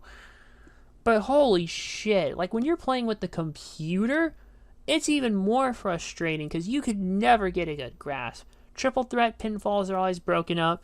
Enemies don't tend to stay down long enough even after you hit 2 finishers in a row, one on the opponent to take out, then one on the other to go down. It is just chaos. Like when you're playing with actual human players, it's fine. But the computers, you know, I do want to actually review this, so I might just leave it at that for now, but thank God I didn't overpay for this one. Okay, breaking from the Retropalooza Houston pickups, we have Manhunt on PC. This is another one in the list of games I never finished, but then I went back to finish, and the gameplay is a bit janky. Like, I get it. It is a stealth game, which kind of caught me off guard when I went back to revisit it, but then I realized, oh, this and that. Like, genuinely, Manhunt is a very difficult game at its core. And I don't think the gameplay is fully worked out because of the limitations of the renderware engine at the time. Like, if you were to make a modern Manhunt in the Rage engine, I think it would be absolutely gold. Unfortunately, we'll never see another game like that because Rockstar would rather just milk money with GTA Online, and they're definitely going to do it with GTA Online 2. And even then, even if they weren't in this case, Manhunt basically almost tore the company apart from the inside, so I doubt we'll ever see another game like it. Even though the gameplay can be a bit hit or miss at times, the atmosphere is on point, and the lore of it is so interesting. It's like, they actually managed to do this for a goddamn snuff film, basically. Basically, lore is there for a game where you play as a death row prisoner participating in snuff films to earn his freedom by murdering criminal gang members. If you can get the curve down with Manhunt, there is a lot of fun to be had. Well, I don't know if I can say fun. That might be putting it fucking lightly. What am I saying? Already this year is still bleeding into me. And yeah, I don't know if I call Manhunt fun. I'm taking that back. Creative and interesting, though, I would say it is. Because you just don't see anything like it. Will I play Manhunt 2? Maybe. I don't know. You can't buy it digitally, so I have to go out of my way and pull a Nulf with that one, but we'll see. Alright, let's go back to some lighthearted fun. The last of the Scooby-Doo games on the Xbox. Scooby-Doo Unmasked. Unmasked was also developed by Artificial Mind and Movement, but actually runs at 60 FPS, has a cel-shaded style look to it, and generally it plays more like a Crash Bandicoot game at points than it does the past two, which actually I think would be a better way for it. It actually plays much, much better than the other two, although there are still a few frustrating bits in this madness of mystery, but you know what? I would say this is my favorite out of all of them, because it plays the best and looks the best. It's that simple. Maybe I should review that one too, like the others. Alright, taking a little break from Retropalooza Houston stuff here. I have the Devil May Cry games, starting with Devil May Cry 1. You see, I had picked up the HD collection earlier in the year for a good price, but I never played, like, the first two games. That's actually why I picked it up, because I never played Devil May Cry 1 or 2. I played the Steam ports of 3 and 4, the original 4, but I will be playing the special edition at some point this year, because I did get it on a Steam sale. And DMC Devil May Cry. And now that this year I made it a priority to knock those two off the list. Starting with Devil May Cry 1. It's really not hard to see why this game eventually kicked off the series in such an interesting way, but I do feel like there are some parts of it that are just tough. It's kind of odd with the way this was designed, because this game originally started off as Resident Evil 4, but they felt it wouldn't fit the Resident Evil franchise, so it became its own title, and apparently a bug found in the original Onimusha actually somehow also led to inspiration of this game. Basically, during a test play, you could keep slashing enemies in the air by slashing them repeatedly, which led to the inclusions of juggles by gunfire and sword strikes in Devil May Cry. It definitely has the lore there still, and I do feel like when you can get around the controls, because it's one of those games from how earlier it was. I mean, this game originally came out in 2001, so it still has that old janky kind of Capcom edge to it, you know. Still, though, it is enjoyable, except for a few of those last sections. The last section before the infamous "I should have been the one to fill your dark soul with light" scene, for example. The fight before that quote is so goddamn egregious, I wanted to just shout why. So there were some frustrating bits, and it definitely is a more time-based game, kind of, I guess, race against the clock and heavy combat focus too. And again, it still feels where the hell do I go, but you know what? A lot of the looks do help with that. Devil May Cry 2 is up next, and this may be a shocker for some of you, but I didn't actually hate this game that much. No, I didn't. In fact, I actually felt I had a less frustrating time with this game than I did the first game. I know, shocker, because when this game basically came out, it was not well received, or rather, it was a very polarizing game when it came out. And some of those changes I understand why, basically, and I can agree with Like Dante's personality, how he barely speaks in the game as well, and some of the other stuff. And while it is a lower difficulty in some parts, I do feel that makes some of the more egregious sections in the game less frustrating. Although if you really want the challenge, you should just put it on Dante Must Die, but I don't even know if you remember if you have to unlock that or not. And chronologically, this actually takes place after Devil May Cry, of course, but actually takes place prior to Devil May Cry 4. This is another one where the chronology is all 7 shades of screwed like Metal Gear Solid, but who's even counting? And Devil May Cry 2 had 2 playable characters, so 2 campaigns, each on their own separate discs.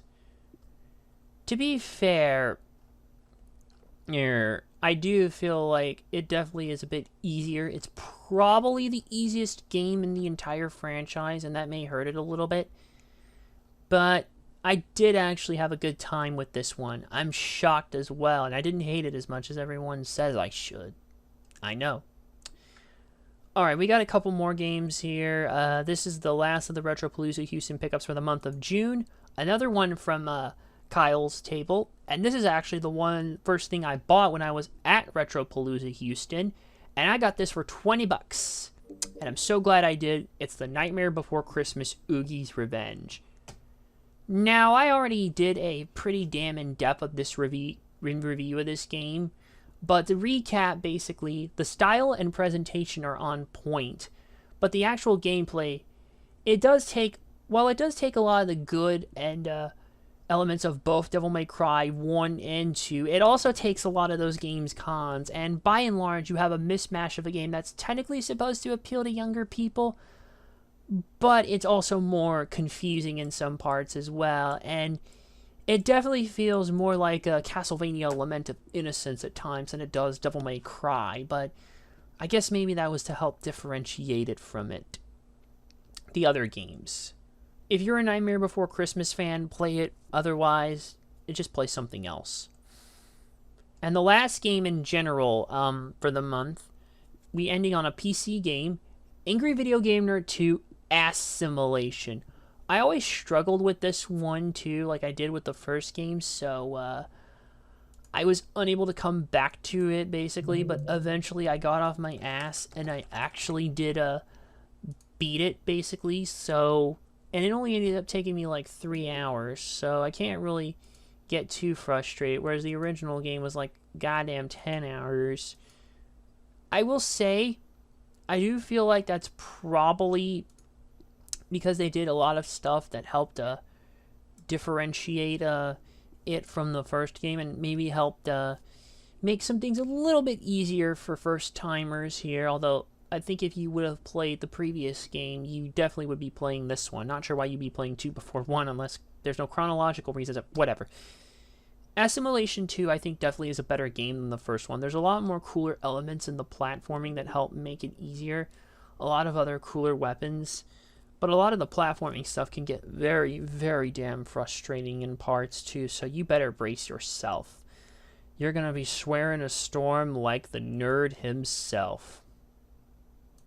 Halfway through the year, halfway to go. Next game that was beaten was actually a local store pickup. I got enough trading credit, knocked the price from 180 to 100, and ended up with a copy of Futurama on the original Xbox. And boy, is this game only priced so high just because of the fucking license. It ain't for the game itself, I'll tell you that much. Truth is, I am a bit of a diehard fan of Futurama, so much so when I was in 7th grade, I wanted to use the episode Parasite's Lost as sort of a video, sort of a deal, use it as an excuse to watch that because human body science class, yeah. It didn't quite happen, but you know what? I don't give a fuck. I really don't, because I do love the show that much. Unfortunately, this game, well, I don't love that much. I did review this one. It's very up and down. The ending is underwhelming and kind of a cop-out. The final boss is underwhelming in general. The platforming itself is a little bit of a mixed bag. And, Jeez, what else can I even mention with this thing? I mean, it does look good, and when it plays well, it plays well. Except Leela's sections, her combat sucks. But I already mentioned that in the review, and honestly, I don't even know what else more I can say about it, really. It's a shame. It's ridiculous that it's even priced this high, but hey, at least I got to take a bite out of it that way there. Let's move on to something a little bit better. Okay, the Capcom Beat 'em Up bundle is next. So, this is a compilation of classic Capcom beat 'em ups, basically, that include some of the obvious stuff, like Final Fight, but it also has some other interesting choices as well. So you got Final Fight, Captain Commando, King of the Dragons, Knights of the Round, and Warriors of the Fate. And now Armored Warriors and Battle Circuit are also available. Games that were not previously even available on consoles, period. Yeah, that's kind of interesting, but that said, Final Fight is still the only one that I think is the most worthy of the bunch, personally. Because, well, it's the best. Maybe Captain Commando follows close in the other arcade exclusives, but I mean, if you do want longer beat 'em ups and stuff like it, genuinely, it is a pretty good compilation for what it's offering. And if you like beat 'em ups, go for this one. Next up, being on July 4th, AVGN 1 and 2 Deluxe. So, Angry Video Game Nerd 1 and 2 Deluxe is a re-release of the previous two games that are bundled into one. And basically, it also ports the first game in a way into the newer game's engine, while also making improvements in other places, and also cutting out characters that were featured in the previous games, such as the Nostalgia Critic here and more. Sorry about that. There was a friend just called me there on Discord. He has custom sounds, and that sound is possibly a teaser for what's to come next. But back to AVGN 1 and 2 Deluxe. They're probably the best versions of the game you can play if you want to put up with the changes that they made. And they're not overly major gameplay changes, but if you were a fan of the previous ones, you will probably be let down, unfortunately. So, meh. Anyways, next up, Castle of Illusion starring Mickey Mouse. The remake, if you will. This was a modern, updated version of, well, Castle of Illusion. The original game was a Sega Genesis game. It came out all the way back in 1990 from Sega themselves. And it's actually the first in the Illusion series that they did, as they would make several other games in this series. Land of Illusion, World of Illusion, and Legend of Illusion, all starring, well, that lovable little mouse. This version, though, that I'm mentioning is a 2.5D updated version, a la something to the Klonoa games, and it's a nice little simple platformer. I do feel like it updated a lot of the good stuff as well, like kept a lot of the good stuff in the original Castle of Illusion while upgrading it to a modern 2.5D style of gameplay, basically. It's a pretty enjoyable little game. It's not too long, actually, though, because this was a downloadable title originally only. Well, actually, it might still be downloadable only, but you know what? It's a fun game nonetheless, basically. And I suggest you do buy it, because for a while it was delisted from September of 2016 to March of 2017, but you can still buy it as far as I know. Let me see. Yep, it's right there and on Steam sale, $3.74. That's a good price for this game. It's not long. You can finish in like a couple hours if you know what you're doing. Actually, my playtime is a little under 2 hours, but yeah, it's a good game. So after Castle of Illusion, I played Paint the Town Red. Paint the Town Red is one of the most creative sort of games I've ever played. Like, imagine a more violent, like, Nobody. Like, I don't know if you know the movie Nobody with Bob Odenkirk, but kind of think that mixed with a bit of Minecraft as well, but way more violent and bloody and over the top, and it is just the most insane, batshit thing you can ever play in your life. It really is such a creative game, too. It's like, you beat people up, and the basic scenario levels. And then and you basically be the last man to survive, basically, and it's not easy. Then you have the epic roguelite Beneath, which isn't really my style per se, and it ended up just, well, training my way through that sucker there, because no time and all, even though it ends up like 12 hours total with everything. I think it's like 8 hours for that, and 4 hours if you're just going to go through the base scenario. The game was in early access, but it's been out for a good while now with this mode. It's definitely a very fun game per se. It is tough, and you're going to have to grasp some of the curves, but if you do, it's very rewarding, and it's very, it's creative, I will say that. Violently creative are the two words to describe this game. Now we're going back to the 2.5D madness, Klonoa Door to Phantom Isle. Now keep in mind, this is part of the Klonoa Fantasy Revire series. From the moment I saw this was announced, I knew I wanted to get this because, well, I had never played Klonoa 2, only the original Wii version of Klonoa. And even then, many people would consider that remake inferior to the original game. However, it's kind of weird. You see, this version of the collection runs a full 60 frames per second, or an unlocked frame rate if you're playing on PC like I did, which its system requirements are low enough, and it runs smooth. It's actually built in Unity engine, so it has very easy requirements. So it's weird, because the first game is technically built from the 2008 Wii remake, but it plays more like the original because there's no English voice acting. It uses a lot more of the designs from the original as opposed to there. And in generally, I'd say it's definitely more like what happens if you actually did a proper remaster of the original game for the Wii, rather than a remake, like what happened there. And the thing is, they were going to do that with Klonoa 2, but that didn't happen because it sold poorly. But with this remaster of the two games, I hope eventually more people pick up on this and realize how great of a franchise Klonoa is. Although that last level in the first game can buy me. Otherwise, the game is a damn crazy little game, but I really do love it a hell of a whole lot. And, yeah. And so the first one is still good, but the last bits are rough. Klonoa... Oh, wait, I'm skipping ahead. Sorry. Let's go back a little bit. Mortal Kombat Deadly Alliance is actually nice. We'll get to Klonoa 2 soon enough. Mortal Kombat Deadly Alliance was one I picked up in 2021 from Hav Geese at Retropalooza Houston 2021 for $5 with a few other Xbox games. Or one Xbox game, Gauntlet Sorrows, and one PS2 game in Grand Theft Auto Liberty City Stories for $15 total. But yeah, Mortal Kombat Deadly Alliance. This was the first 6th gen, a proper 6th gen Mortal Kombat game built from the ground up.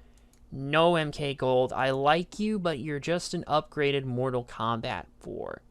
So that means this was the first Mortal Kombat for the GameCube, PS2, and Xbox. And so basically, this had no preceding arcade release too, which means it was all consoles.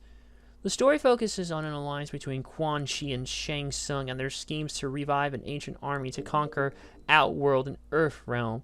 It's also the only entry in the franchise to not feature series protagonist Liu Kang as a playable character.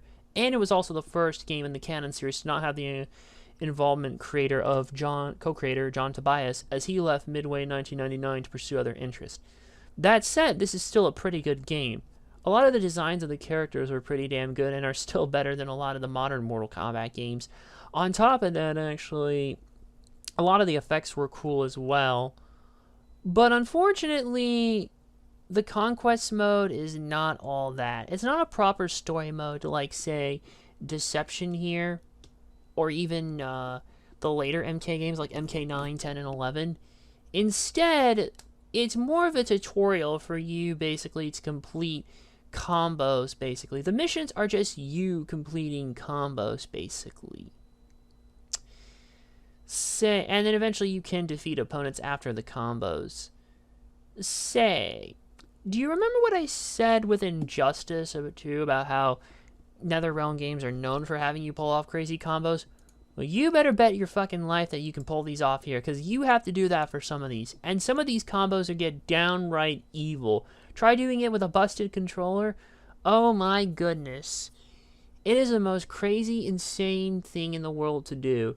And even when you complete the conquest mode, you don't tend to unlock everything. You still have to go through the crypt, basically, to unlock other stuff. And, mind you, you won't have enough coins even by the end regardless. You'll have to play through the other modes to get all the other proper endings and stuff.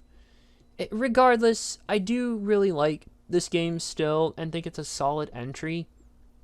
But I definitely do think in some other places it left a bit more desired, created by the other Mortal Kombat games that came out after it. Another Winged Cloud novel, visual novel, same crap, different day. Sakura Succubus 6. The 6th part in the series. Hiroki, through his harem of adoring women, couldn't get any bigger, or thought it couldn't get any bigger, but a genuine European princess has taken the line to him. What's a disgustingly popular guy to do? Pfft, you're not gonna find out. Next. Burnout 2 Point of Impact. This was the only of the original console Burnout games that I had never beaten, basically, out of the trilogy. And after 100%ing it, I can say that this is a much, much better game, basically, than Burnout 1. Like, I want to do a separate review of it, but long story short, it fixed all the bad with Burnout 1, introduced the crash mode, and improved a bunch of stuff. So, yeah, it's worth it. Now we can get to Klonoa 2. Klonoa 2, despite a couple more drawn-out sections and parts, I do think is a better game than the first one overall, and I do think it's definitely worth your time if you get around to it, actually, here.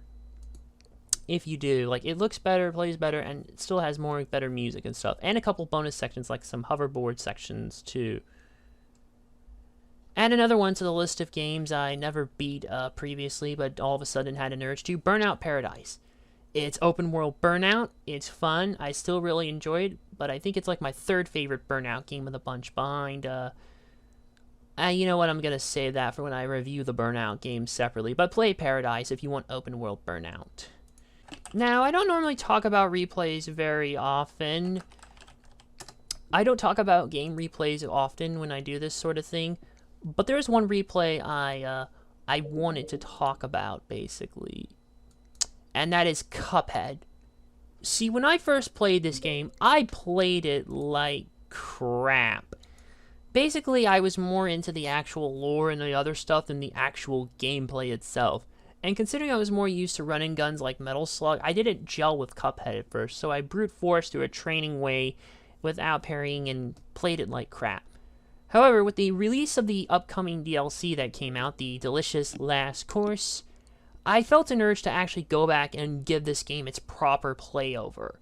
So I actually went back, I learned how to play it properly, how to parry, which I will tell you is flat out important as shit to do, and I actually got good enough and legitimately did beat Cuphead, to where I would have gotten every achievement legitimately through Steam.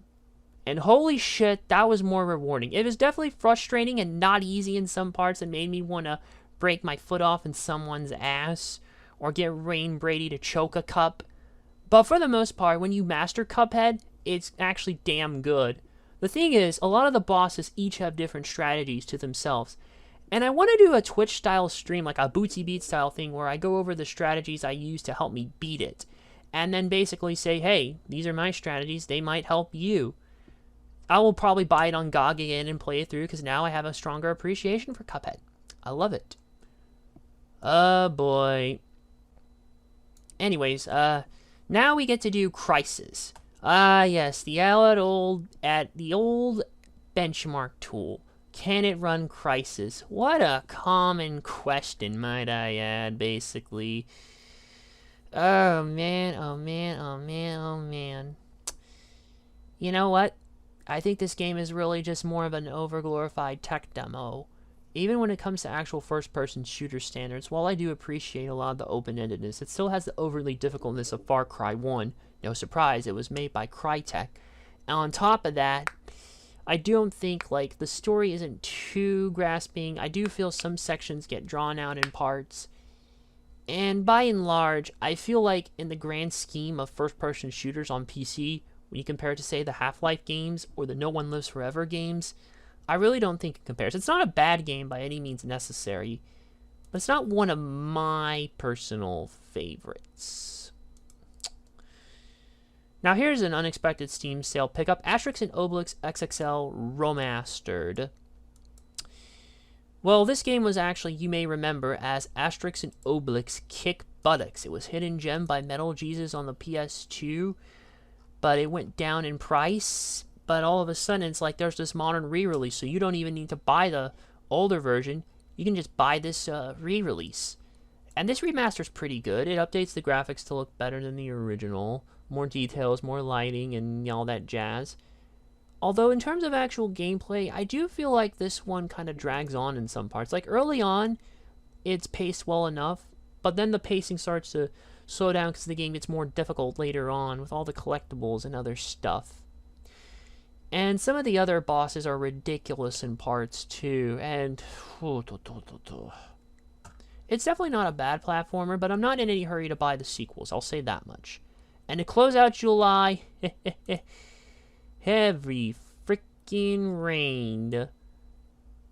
Yeah, I remember when I said Quantic Dreams will give you a run for your money, or basically get you sucked into these stories? Well, here's the big one for you.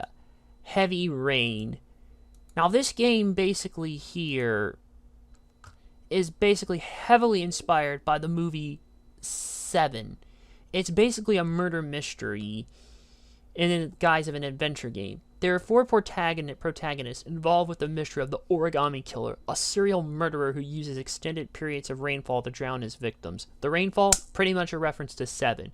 I'm just going to sum it up plain and simple, because if I have to think about this any longer, my head will fall over. I'll feel dizzy.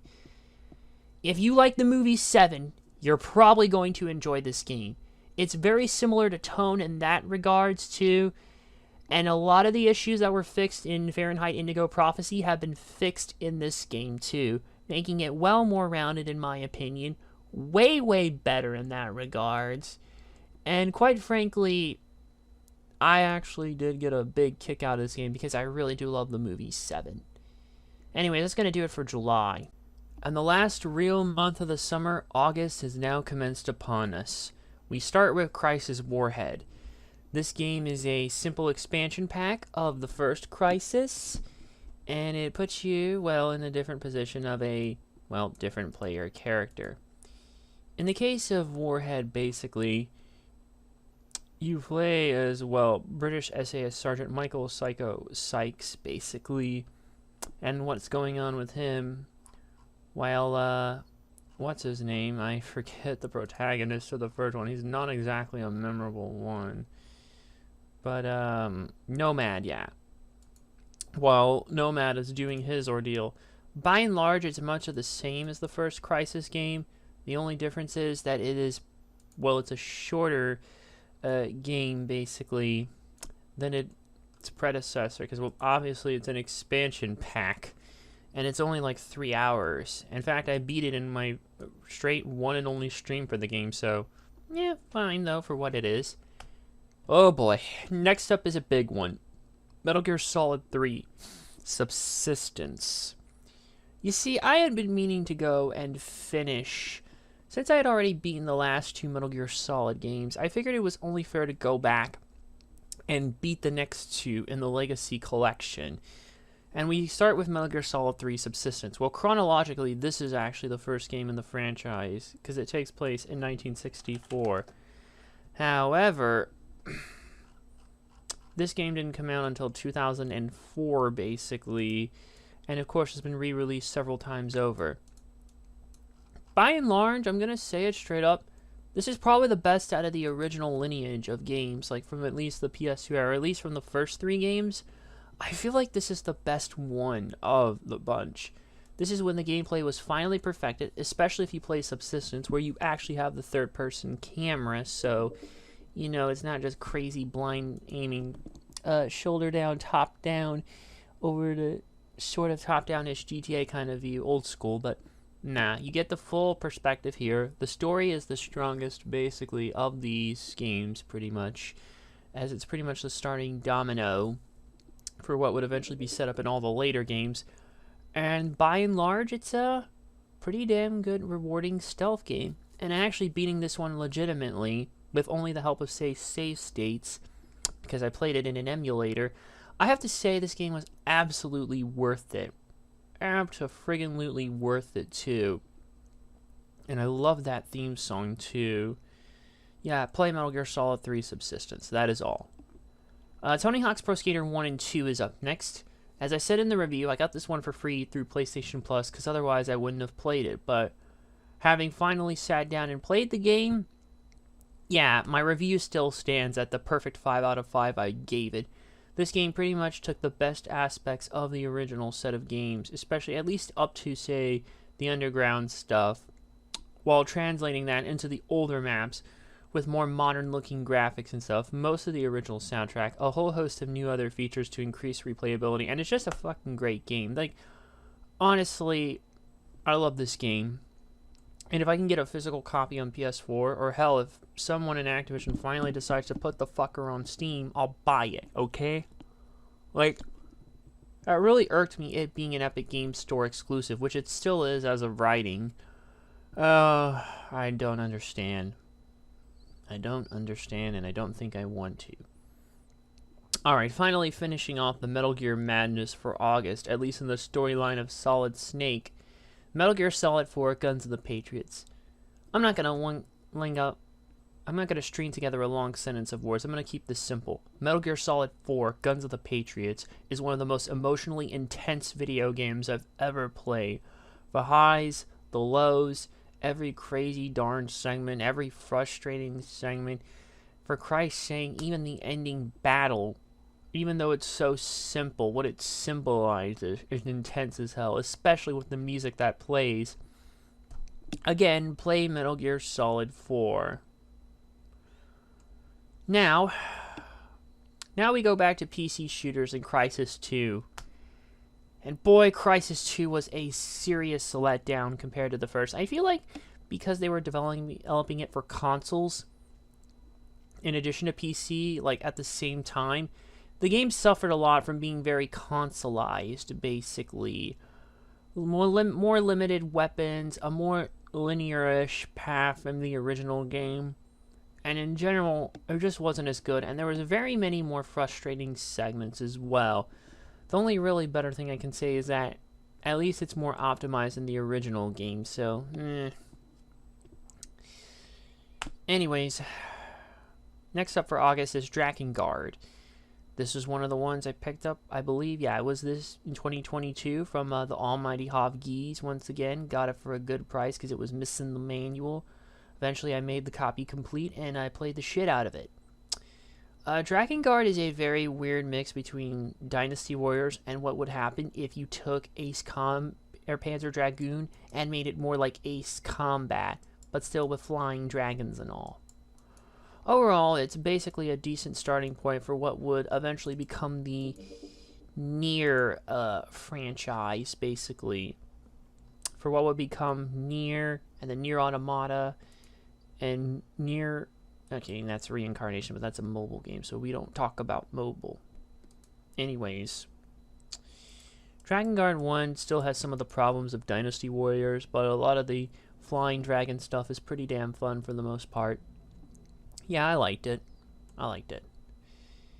Back to the Metal Gear Solid train for a moment to finish off the 5 lineage. We start with Ground Zeroes. This is more of a tech demo, really, for what the Fox engine could do, and was basically a short mission, basically, that takes place 10 years or so. Or almost 10 years? No, it's 9 years. 9 years before the events of Metal Gear Solid 5, The Phantom Pain. And it plays really well, basically. I think this is where they really took a lot of the good from Metal Gear Solid 4, like how it played. Really updated it even more, made the game look even more graphically impressive than Metal Gear Solid 4. And I have to say, I really friggin' like this game a hell of a whole lot, even if it is on the short side. And a lot of that good would be carried over into the Phantom Pain and then some. Really, then some. More on that later. And finally, to close out the trilogy of Quantic Dream madness is Beyond Two Souls. This is definitely the less eerie, I guess. This is, well, to close it if I were to categorize them all by film genre, I would say Fahrenheit Indigo Prophecy is a supernatural horror murder mystery. 7 is just a straight up murder mystery thriller. And Beyond Two Souls would probably be more of a sci-fi-ish kind of drama, basically. At the time, basically, it was another weird game, but it was very bizarre. The main character you as here is a character known as Jodie Holmes, who was portrayed by, well, the former Ellen, now Elliot Page.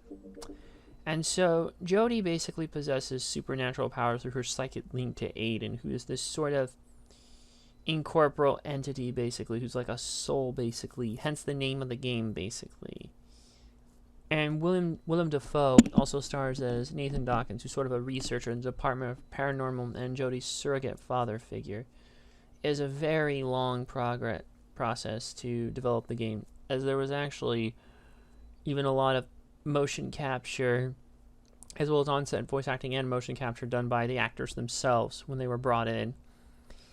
It definitely, I think, further fixed a lot of the problems seen in Fahrenheit and even Heavy Rain for that matter, but the story is not as good as the other ones, if you ask me.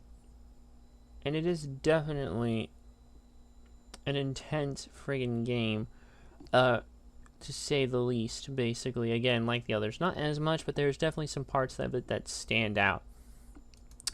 And I think basically that was enough of in Quantic Dream stuff for the year. Pray for me whenever I play Detroit Become Human. Alright, normally I wouldn't talk about other replays, but the last one to close out August, I went back and revisited Halo Reach, but I played it on PC because I had the Master Chief Collection, and I wanted to play them all in proper chronological order. So we're starting with Halo Reach. Halo Reach, despite chronologically being the first in the game series, was the last game that Bungie had released. It basically was them at the top of their game, and it was like a swan song, basically, for them. And Reach, honestly, was such a damn gripping story, even though you kind of sort of knew that things weren't going to end well, a la Rogue One. It's like the Rogue One of Halo for this specific group of Spartans, basically. But their part, basically, of them getting Master Chief into space and ready out there, much like the group of rebels getting the plans of the Death Star out. It went a long way in the long saga, basically, that was the original trilogy for Star Wars, and in this case, the original set of games for Halo, the original trilogy for Halo. Speaking of which, as we enter September, we continue down familiar territory, going down to Halo Combat Evolved Anniversary. I should say, by the way, playing these through the PC version of the Master Chief Collection on Steam, I will say that definitely there feels like some improvements, basically, between Anniversary, like the original 360 versions of Reach, Anniversary, Halo 3, 3 ODST, and possibly 4. Well, I didn't play the original 360 version of 4, but knowing how the others unfolded, I wouldn't be surprised if there were some good improvements. But Halo Combat Evolved Anniversary was a very well done game that basically took the original, updated it with modern graphics and newer improvements, and yeah, it still keeps a lot of what made the original game so damn good. And you could toggle between the remaster and original visuals, which was also something you could do in Asterix and Obelix XXL Remastered as well. You could switch between the original graphics and the newer graphics. And honestly, the original Halo, despite some still frustrating sections, is still a damn good game. One of my favorites. Now we go to Halo 2 Anniversary. Again, Halo 1, much of the same thing here. Although it was my first time playing the particular Anniversary version of Halo 2. It's basically like Halo Combat Evolved Anniversary, but with Halo 2 Anniversary. It does feel a little more power-hungry and somewhat unoptimized.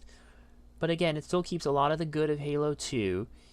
And, you know what, I just still really love this one to death. I love the soundtrack, although I wasn't a huge fan of the remixed soundtrack, shall we say. You still can't go wrong with the original. But hey, when you switch to the original graphics, it does help still that you can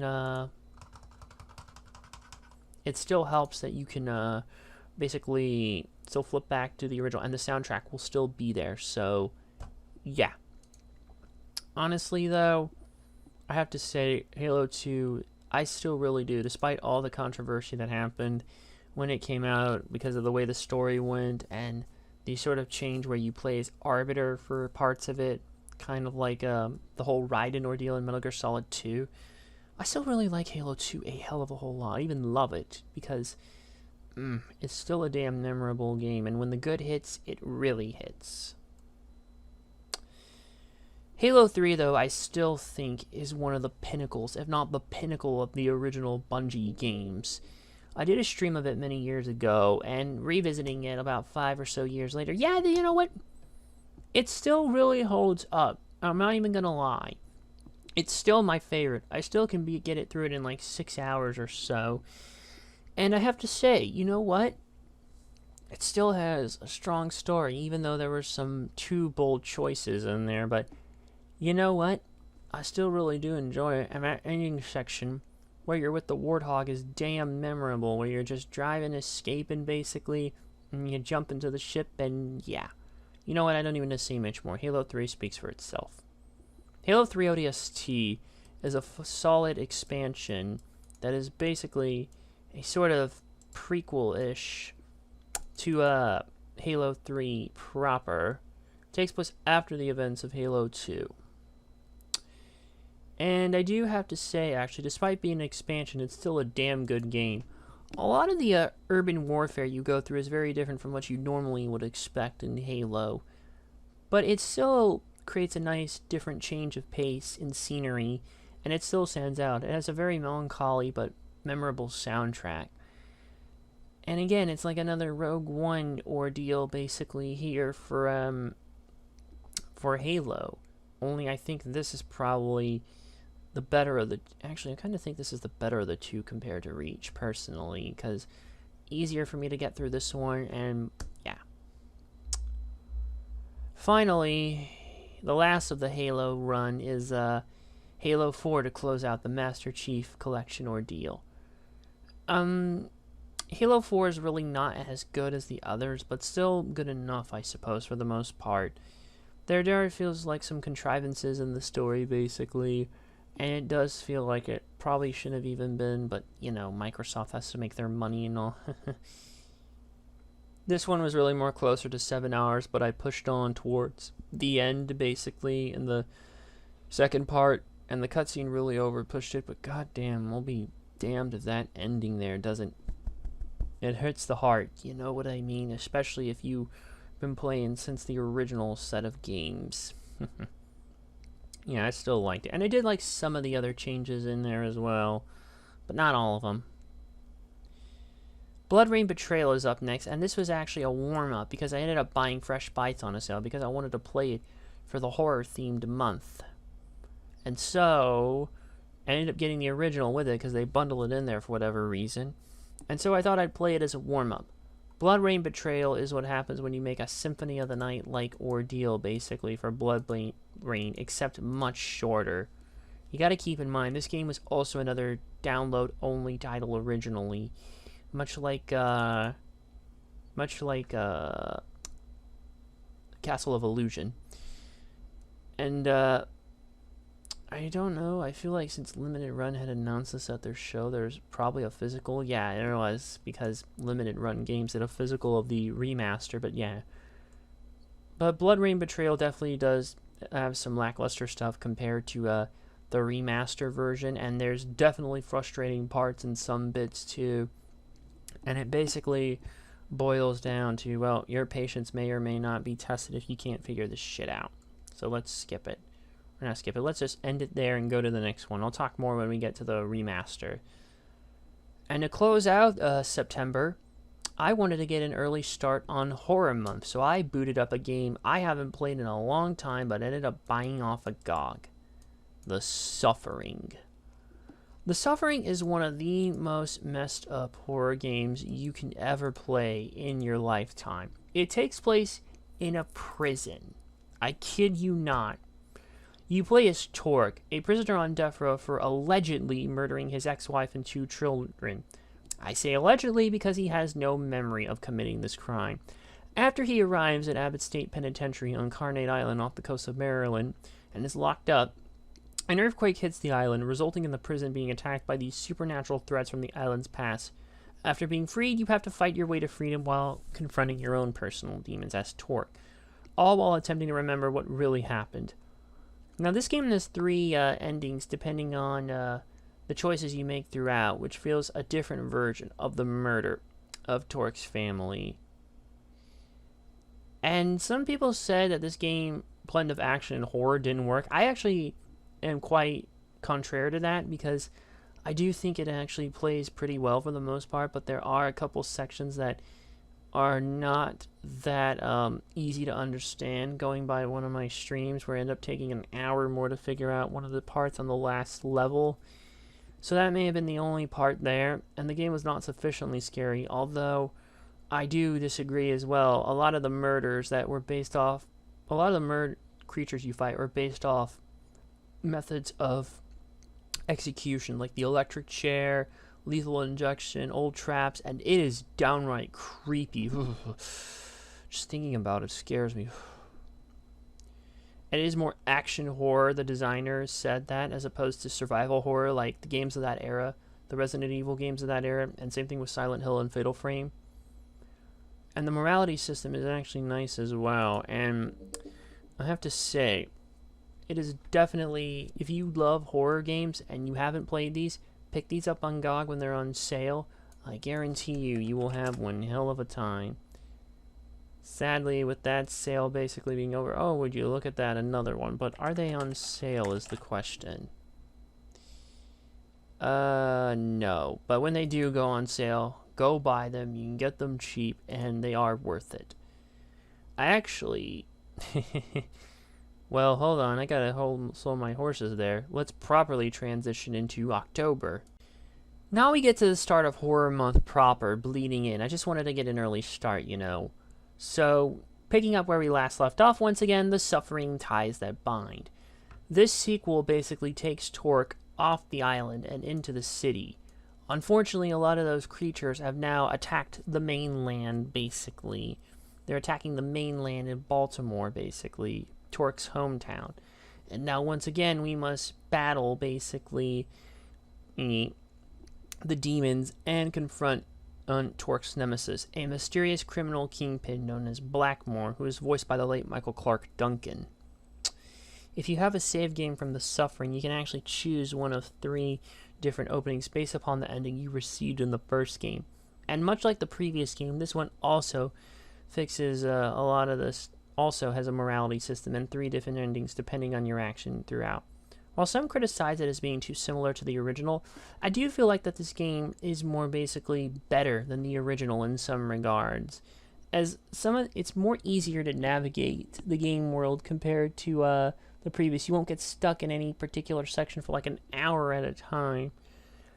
And I do think the story really takes things to a more, I guess, personal level, because Torque was more of a silent protagonist in the first game. Well, he doesn't still say a whole lot in this game still, but for the most part, I do think it tries to go into that place there more and more, although never quite enough. Blackmore's very mysterious indeed and creepy as hell, and well, depending on what you do, you basically here, it is a very bizarre game, to say the least, just like it is. Maybe not quite as scary, but still pretty interesting, to say the least. I do feel like, yeah, even despite having only 2 weapons at a given time, yeah, I do feel this is a better game than the original, which is kind of shocking. It plays better. Now, I decided to revisit an old favorite for Horror Month in its original version, Doom 3. Doom 3 is a very interesting game here because it deviated a lot from the original set of games. So, more often than not, you end up instead playing basically more of your atypical, I guess, first-person shooter of that era. But this game was definitely right in the action horror category itself. And it was, well, basically pseudo-ish remake, reboot, excuse me, whatever you want to call it, I don't know. Because it ignores the events of the previous games and goes straight into this one while still keeping the basic story. At the time, Doom 3 was pretty much, it's the most successful game by id Software to date, and it was basically, it was one of those games that was really like a powerhouse for technology at that point, much like Half-Life 2 in that era. This is the type of thing you'd build a new PC for. And it was kind of surprising, although that flashlight thing was annoying, where you could only hold the flashlight with one hand and not a gun at the same time. I understand, basically, why it was done, but still, at least they fixed it in Doom 3 BFG Edition. Some of the aesthetic changes are better here, though, than in Doom 3 BFG Edition. But there are still some other issues here that was fixed in the BFG Edition. If I could take the good out of everything here in the original, and basically the good in BFG Edition, my personal, like, make your own version to customize it. Oh, there's probably a version already out there, knowing how modded and well supported this game is, because it is damn good, but definitely it doesn't pull any punches at all. Oh, brother, we have to deviate. Alright, Sakura Alien 2. No, this was not streamed. It's another Winged Cloud visual novel. Alien Princess declares herself future wife for our protagonist, but things get crazy. Appearance of new beautiful professor at university who seems, well, let's just say, a little too interested in, and what will happen next. Anyway, now, meanwhile on Twitch, I play the expansion pack for Doom. Doom 3 and the Resurrection of Evil. This was a shorter expansion pack, basically, that took place after the main game, I suppose, here. Or is it? I can't even remember, but basically, this game did release afterwards here. Oh yeah, it does. 2 years after the events of Doom 3. It's a very bizarre little game here, expansion pack 2, but it has a new campaign, basically,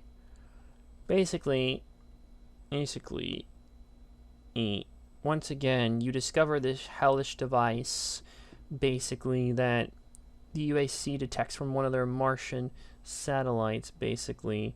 And because after they found that, they sent a team to investigate, and hell forces are alerted, and you have a new invasion. You discover the device, and you fight your way to reach the doctor while being chased by demons. It's a very bizarre game, again, much like the original. It's very much good like the original, but also does have its problems. Thankfully, with it being an expansion pack, it's over before it even really starts, so yeah. Not much more to say here. Next, Obscure 1.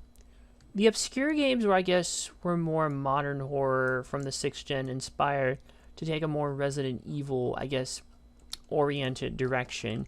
However, it does tend to mix in a little bit of the faculty because the game takes place at this boarding kind of school known as Leafmore High. And so these teenagers here set out in search of their missing friends, basically. And so basically what happens is that they get locked inside the school overnight, and then they have to get to the bottom of these occurrences. You pretty much do standard survival horror things. You explore the school and find infected people, basically, and battle them. You'll knock them down with melee weapons, and you'll shoot them with guns. And you actually have multiple different playable characters here that basically are the main group of friends. And you can actually play the game even entirely in co-op. In fact, actually, you can even attach a flashlight to a firearm for when shit gets dark as well. Each character also has their own special abilities. Josh here, basically, the reporter for the school paper, can tell if there's anything left to do in an area, so you're never entirely lost about where you need to go, as well as pick up items or locations to advance the storyline. Stanley, basically, is able to pick locks and can break into rooms. Kenny is basically, well, probably the strongest of the bunch because he's an athlete. Shannon here basically is able to heal 20% more than normal with a health item, and even provides tips on puzzles and heals wounds. Ashley basically can rapid fire a pistol and deal more damage with most weapons. You're going to want to use each one of them, and you're going to want to keep them alive, because at any point they can die over the course of the game. And you have to be careful and make sure to prevent their deaths, so you can get all of them and get the best ending possible. I'm actually glad these were re-released on Steam, because otherwise they are kind of expensive for PS2 and Xbox, so just buy them on Steam and get them cheap. They're cheap during the winter sale, so just do that. Obscura 2: The Aftermath was the natural follow-up. I was actually let down with this one. For starters, there's not really any way to save most of the newer characters to a degree. Two of the other characters basically get completely yeeted off with a very minimal expectation that if you don't find the puzzle for, you won't even know unless you look it up online. And the last boss is such a freaking mess, and try doing it while being egged on. In a way, I feel like it ruins the game basically towards the end. Like, they try to make some of the better aspects, gameplay and parts, but the design of the levels themselves is so frustrating. Like, it just... I don't know. I feel a little let down by Obscura 2. There was a sort of... there was gonna be a third game. Unfortunately, the developers shut down, and they were even probably gonna do a prequel. But there was a pseudo-spiritual successor in Final Exam, basically. But I may save that for another time. Finally, Blood Rain Betrayal Fresh Bites. This was the remastered version of the original Blood Rain Betrayal, and boy, I don't think the game quite went the way I was hoping. See, the thing is, this version, while it does have updated 4K visuals, improved difficulty, and now fully voiced with Laura Bailey and Troy Baker reprising their roles as Rain and Kagan, respectively, alongside more from the likes of Todd Haberkorn and Patrick Seitz, it really doesn't fix that many of the actual gameplay problems, a lot of the frustratedness you will feel. Some of the platforming, there's still quite a bit to memorize, and I'm guessing they put so much of it in there because the game is not long in inherently of itself, because you can beat it in like 4 hours, because it was, I may remind you, originally a downloadable title. Unfortunately, though, I don't know, just... I felt more frustrated by the end, and even trying to fix this stream madness of crap basically started boiling down to 2 hours late. Not 2 hours late, it'd be a few moments later. If you go back and watch the VOD I put on Twitch, all those cutouts of a few moments later, when it does the SpongeBob screen narrator, French narrator, that's actually me skipping all the bits I died, because if I left it in there, it'd be too much. Honestly, again, I feel like it just was another bit of a letdown, and oh well. Anyways, Sakura Melody. That's actually the last of the horror game of, but I did beat Sakura Melody for the last game of October in general. And lo and behold, it's a damn miracle. We have a Winged Cloud game that isn't just solely a visual novel. Now don't get me wrong, there is definitely still visual novel stuff in this game, but there's actually more to it. You now actually match puzzles and do other things to advance this idol group. You're playing as a rookie producer in the idol industry, and you actually help him shape 3 beautiful young women into multi-talented superstars. Plan your idol's routines, help them acquire fans, beat your competition, finding time to take them out on dates. We still gotta get that fucking harem shit in there and other stuff, but genuinely, it does at least seem like they tried. I suppose. Although, let's be honest, perhaps maybe naming the character, even though something is odd. Honestly, it's probably one of the better things Winged Cloud's done, but I don't want to spend more time on it. Let's just get into the month of November. Remember the 5th of November as the day I beat BioShock for the 2nd time, using the remastered version. Seeing as how it's been several years since I played the original BioShock, 5 years between November of 2022 and, well, spring of 2017, I figured playing this would be a good revisit to see, because it really was one of my favorite FPS games. And it still holds up very damn well. It's amazing atmospherically, it looks graphically impressive, it has a great soundtrack. Very intense as hell, and honestly, I'm glad I actually revisited it. In my spare time, I was ending up chipping away at a action game called New Legends on the original Xbox that I got for $5 4 years, well, it was 4 years ago at Retropalooza Houston for $5. Looking back at this game, it's really not an exciting game. It's kind of mediocre, basically. It was the only game released by the developer Infinite Machine, which was made of former LucasArts employees, as it was commercially a failure, and they were unable to get funds to develop Sam & Max Plunge Through Space, which was supposed to be an Xbox exclusive. It really sucks, actually. The game is very little rough around the edges. Some parts are more frustrating, and it doesn't even feel that long when it feels longer than it actually is, because it's like 5 hours here, but in reality, it felt much longer having to chip away. 5.5 more specifically. Yeah, if you're exhausted for action games, maybe go for it, but otherwise, don't. BioShock 2 is next. Since I beat the first one, I beat the second one, the original, because I played BioShock 1, then BioShock 2 Remastered. And BioShock 2 is also still pretty good. I think I've grown just a strong opinion about it as the first game as well, and in some regards I do feel there is some more improvements. And yeah, you know what? Actually, I don't even need to say much. I think the BioShock series in general always speaks for itself, and is one I will always look back fondly on. So yeah, let's get to the next game.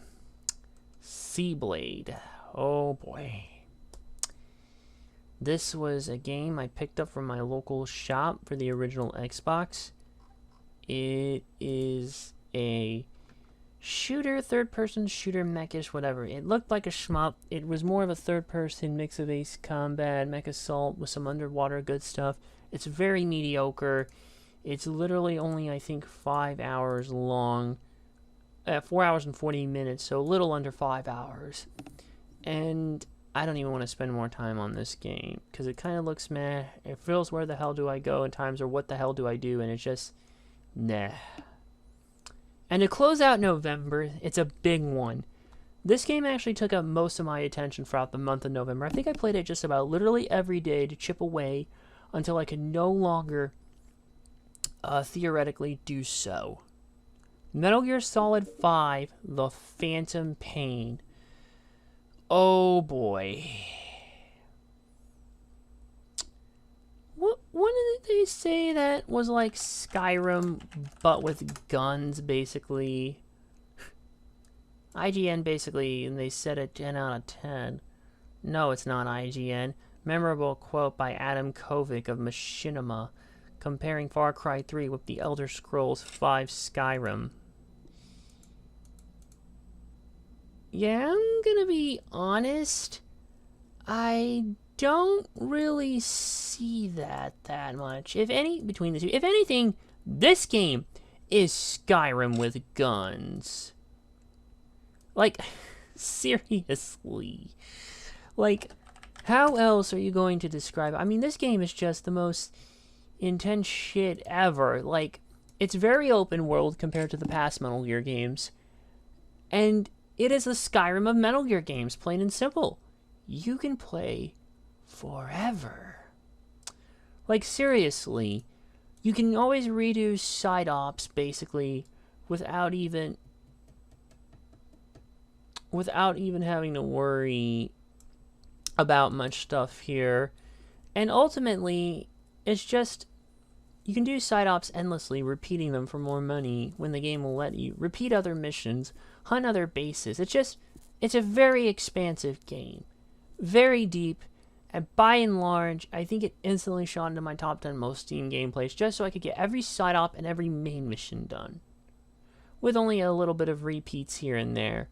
But yeah, this is the real Skyrim with guns. Metal Gear Solid 5, The Phantom Pain. Hell, you don't even have to use guns, except in some other circumstances, so yeah. Let's go on to the last month. Which finally brings us to the last month of December. Gotta get everything in before the year ends. So let's start with a game that, oh, fuck me. This is one I consistently was trying to play the hell out of from because someone I used to know played the shit out of it, and I got them both on sale from Games Belay for the price of, I guess, a little under 10. Puyo Puyo Tetris. This was the joining of two of the most well-known puzzle games in existence. In this case, you have Sega's Puyo Puyo, and well, it's hard to say who even owns Tetris specifically, but Tetris. This was actually the first Tetris-related title since Sega Ages 2500, the Tetris Collection. But holy fucking shit, this game is... Sonic Team was at the helm for this one, but honestly, I think they decided to overdo the kawaii factor. I'll just say that much. And I wouldn't have a problem with this if the game wasn't so brutally unfair in parts. Generally, I think the issue with Puyo Puyo Tetris 1 is that it's too damn difficult for its own good. For the most part, basically, I can get part of it, but trying to get into Puyo was definitely a bit rougher than it should have been. But even then, even on the Tetris side of things, which I feel does have some improvements in the actual sides of things compared to Tetris Worlds, ultimately, aesthetically, this game overdoes it with the kawaii. Every goddamn character is too... Like, I'll just say this. There's other things I want to say, but I probably can't because a whole bunch of people would come after me. So I'm going to just say this. The overly sweetness of this game is further egged on by the fact that it's brutally difficult. You will get stuck on certain levels for time at a time if you're not good at a particular game. Sometimes you have these various different modes where you'll alternate between the two styles, which isn't too bad in and of itself. And you'll have other different styles to clear specific rows at a time to the point where then you have an edge up on your opponent and you can just mash the buttons basically to take out their health bar and fatality them, if you will. Okay, not quite that in this. I mean, I oversaid this game is sweet. But generally the game is still hard because there's not any adaptive difficulty. I don't think there's even any difficulty settings whatsoever. And as far as I'm concerned, basically, the game itself overly is just too damn difficult. Like, when you get stuck, you are genuinely stuck there. You get your ass handed to you more often than not, and there's no leeway whatsoever. And so, basically, you have a game that what should take normally about 8 hours ends up becoming 12 hours. Oh, my fucking god. And the whole sweetness of it, I don't know, but this game was just way too overly sweet. Like, almost cartoony anime look to it. Really, really cartoony. Like, cute girl voices. Cute anime girls, basically. Cute anime, I guess, things that you want to just basically, that only say one word, like a Pokemon or a Digimon. But they're so squishy and fluffy, like a bunch of marshmallows, basically. At least one of them is. And just by the end, I was so pissed off with a lot of the difficulty and just going down over and over and over again. To the point where it just felt so longer. It's like you end up indulging in the game for far too long than you need to because of how difficult it is. And by and large, you end up feeling like, you know the episode of Little Bear Sweet Tooth? If I could just pull it up. Yes, I know what I'm doing here. No, you're not going to stop me from doing this here. I don't give a fuck. It's my channel. I can do what I want. But yeah, I remember by the end of Little Bear Sweet Tooth where he sampled just about every darn dessert away from the Harvest Day picnic games. To the point, basically, where by the ending pie eating contest comes in, well, he's too damn full to do a thing. Yeah, that was basically me with this game. Too full from the over sweetness of this, further egged on by crappy difficulty. Only this time it wasn't because of my own free will, unlike what happened in that episode. This is me basically doing this basically to try and beat the game, but the game kept handing my ass to me on a silver platter. Yes, I know I referenced an old 90s Nick Jr. show in this video. What the hell are you gonna do about it? Nothing. I'm sorry, I have some frustration still from this game, and I needed to get that off my chest, okay? Alright, we're gonna address the sequel. I know they tried to fix the difficulty with the sequel, but we have to take a sharp right turn and address another series I was working through. Uncharted, Drake's Fortune. Now, that's the first game. I ended up buying the Nathan Drake collection a while back with the desire to play through the series because I never did before. And if Sony's not going to release the first 3 on PC, I'm just going to get it out of the way now. Believe it or not, I never played the original Uncharted. So jumping into this was a very interesting experience. I feel like this is the best paced game out of the originals. It's definitely a strong, solid start for the franchise that would be to come. And I will say, it looks amazing, plays amazing, basically. Feels like a more modern-ish Indiana Jones. Only, like I said, more modern, memorable characters, and it's just a great game all around. And I feel like this was the template they definitely used for the modern Tomb Raider trilogy of games. So yeah, I liked it. Now we can go back to Puyo Puyo Tetris 2. Now I will say with this one, they did fix some of the difficulties too, as it actually did take me less time to beat the second game in the franchise than it did the first, as it only took me 8.5 hours, which is about right for what you would expect for what was said on how long to beat. The problem still, they try to fix the difficulty of sorts by using this new adaptive thing, but I don't think it worked out well. What made adaptive difficulty so frustrating with this game, the fact is, you basically, if shit is getting tough, basically, it'll knock it back down. But if you're doing good enough, the game will up the difficulty. The problem is, you cannot actually see in real time what the difficulty is. What a mess, basically. Unlike with God Hand, where you can see in real time, you can't do that with this. But yeah, and it has a lot of the same sweetness. Cute anime girls, cute anime boys for all the girls out there, at least. Hey, that's what they're probably going to say. I can already predict it before they even say it here, because I played enough of this damn one. Cute, things, you can't really call them human. Oh, and did I say that Sonic the Hedgehog's also finally in this one? Not in the actual story, but as a bonus character of sorts. Unfortunately, there's still some overly bullshit difficult sections.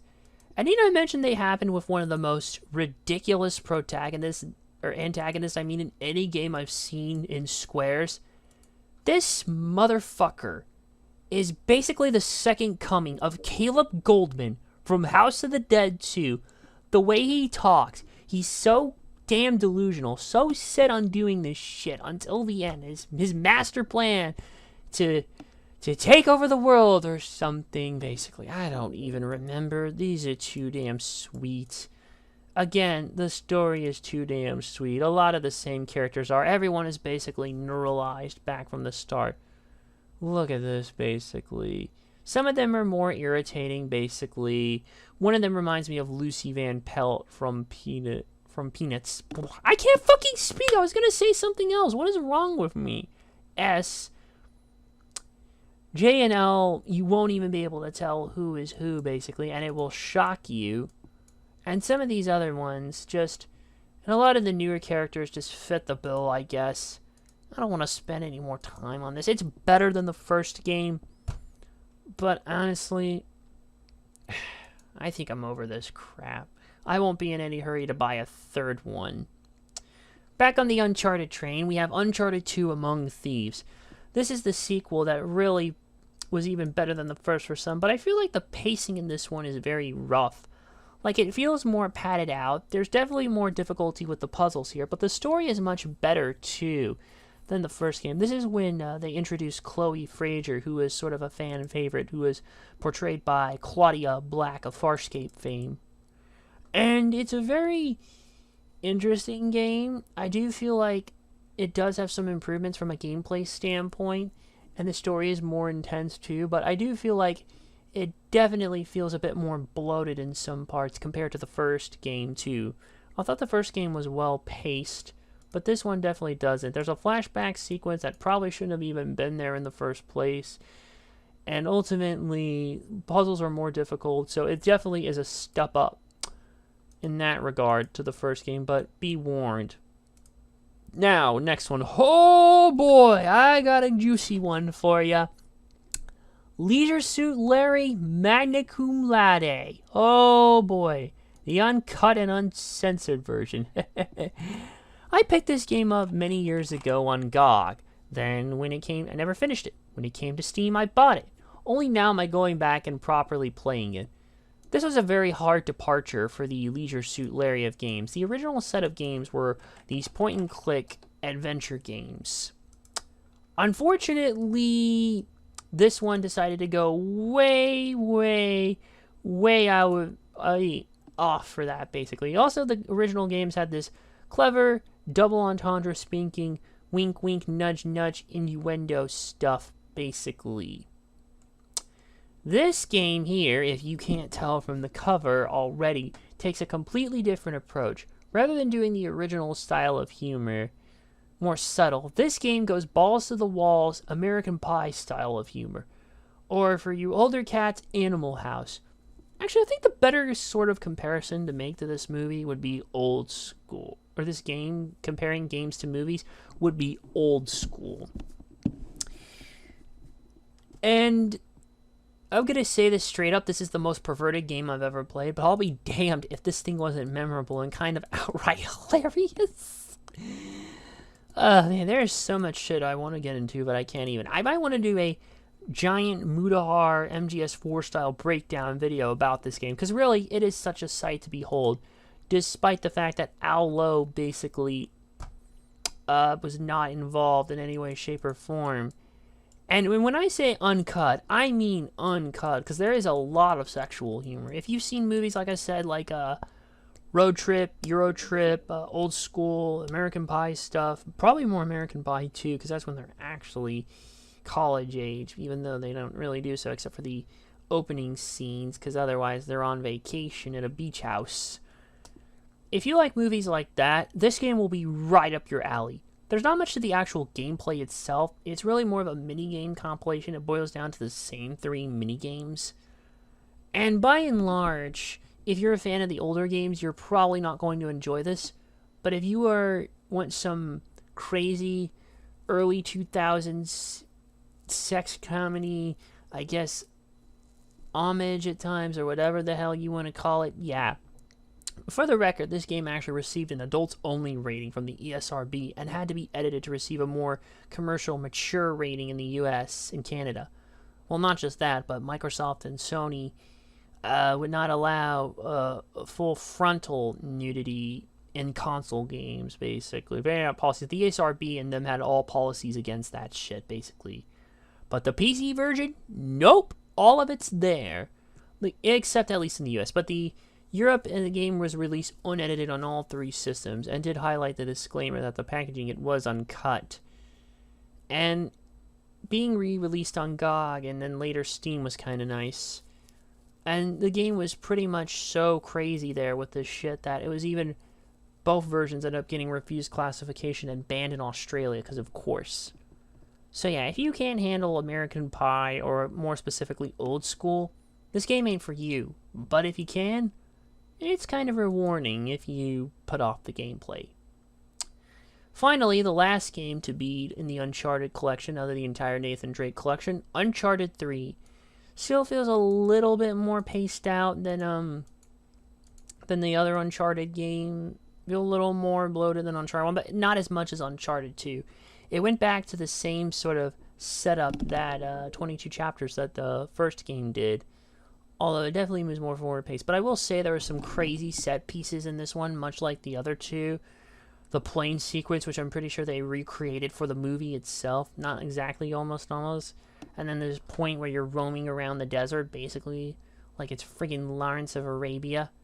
It's amazing this game turned out the way it did, considering Naughty Dog was split into two teams. While one team in 2010, one was doing this game, the other did The Last of Us. And it definitely is the most, I think, visually appealing is. There's a nice little flashback too, to give some context to how Drake and Sully met. And honestly, though, I feel like a lot of it definitely, this has to be the best of the original Uncharted games. Yes, I know there's Uncharted 4. No, I haven't played it yet. I will pick it up on PC. When I do play it, you will hear about it at some point. Now that we're done with Uncharted, we have another Sakura game, another Wing It Cloud visual novel, and Sakura Gem Girl. Oh boy, Gem Girls. Oh boy, oh boy, oh boy, oh boy, oh boy, oh boy, oh boy.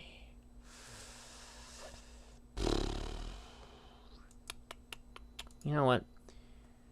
You play Shohei, an average man working at a secondhand bookshop with his sweet, shy colleague, Asa. He has an unremarkable life until Asa suggests they join their local gym.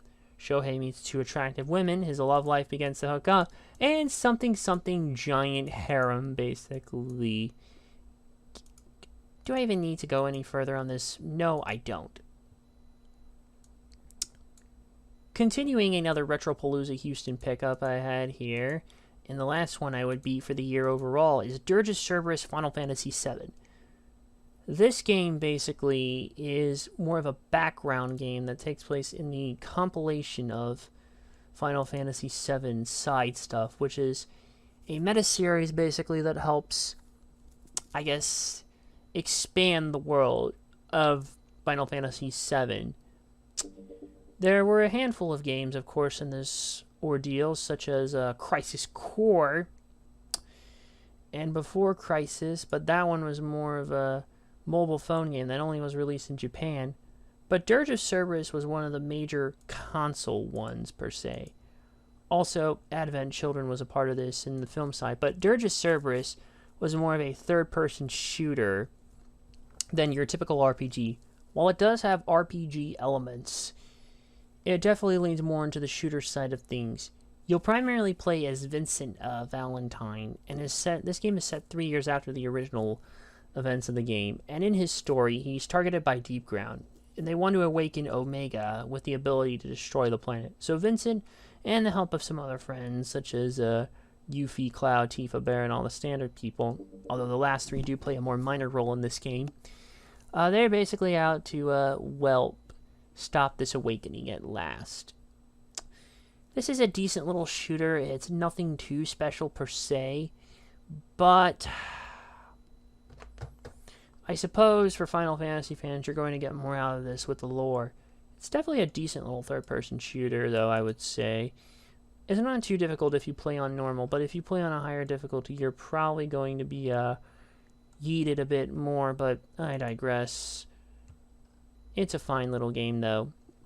And finally, I beat one of my games I got on Christmas Day, and the last one to close out the year overall, because I didn't beat the one I wanted to in time, Lethal Skies 2. You see, I already played the first one, like, the previous year in 2021, but I could never find Lethal Skies 2 at any con, so I bought it off eBay, had it wrapped, and opened it up as a gift on Christmas. This is a flight combat game, very much like the first one, and whatever I said about the first one in my original time I mentioned it, basically it applies to this game here as well. You can beat it in a very short amount of time if you know what you're doing, and by and large, it is what it is still. It's definitely a shorter counterpart for Ace Combat, and Ace Combat can't quite compare to this, but for a quick hit of energy, it's not bad. It's not bad at all. Alright, except for like 3 missions are crap and the rest are fine. There you go. Alright, let's wrap it up. And that was just about everything I played in 2022. I hope in 2023 I continue to get more things out the door, basically. Knock more games off my backlog. I already knocked out 2 of them. One is a replay, the other was not, and bled in from 20 2022, but we'll see what we can do for 2023. Keep up the same good shit, and yeah. Actually, let me close that, fix that one there. Alright, so yeah. Expect the next review hopefully soon, and with that said, take care of yourselves and each other. Thanks for watching, and we will see you all next time. I hope all of you complete your gaming goals for this year, and game on, everyone. Thanks for watching.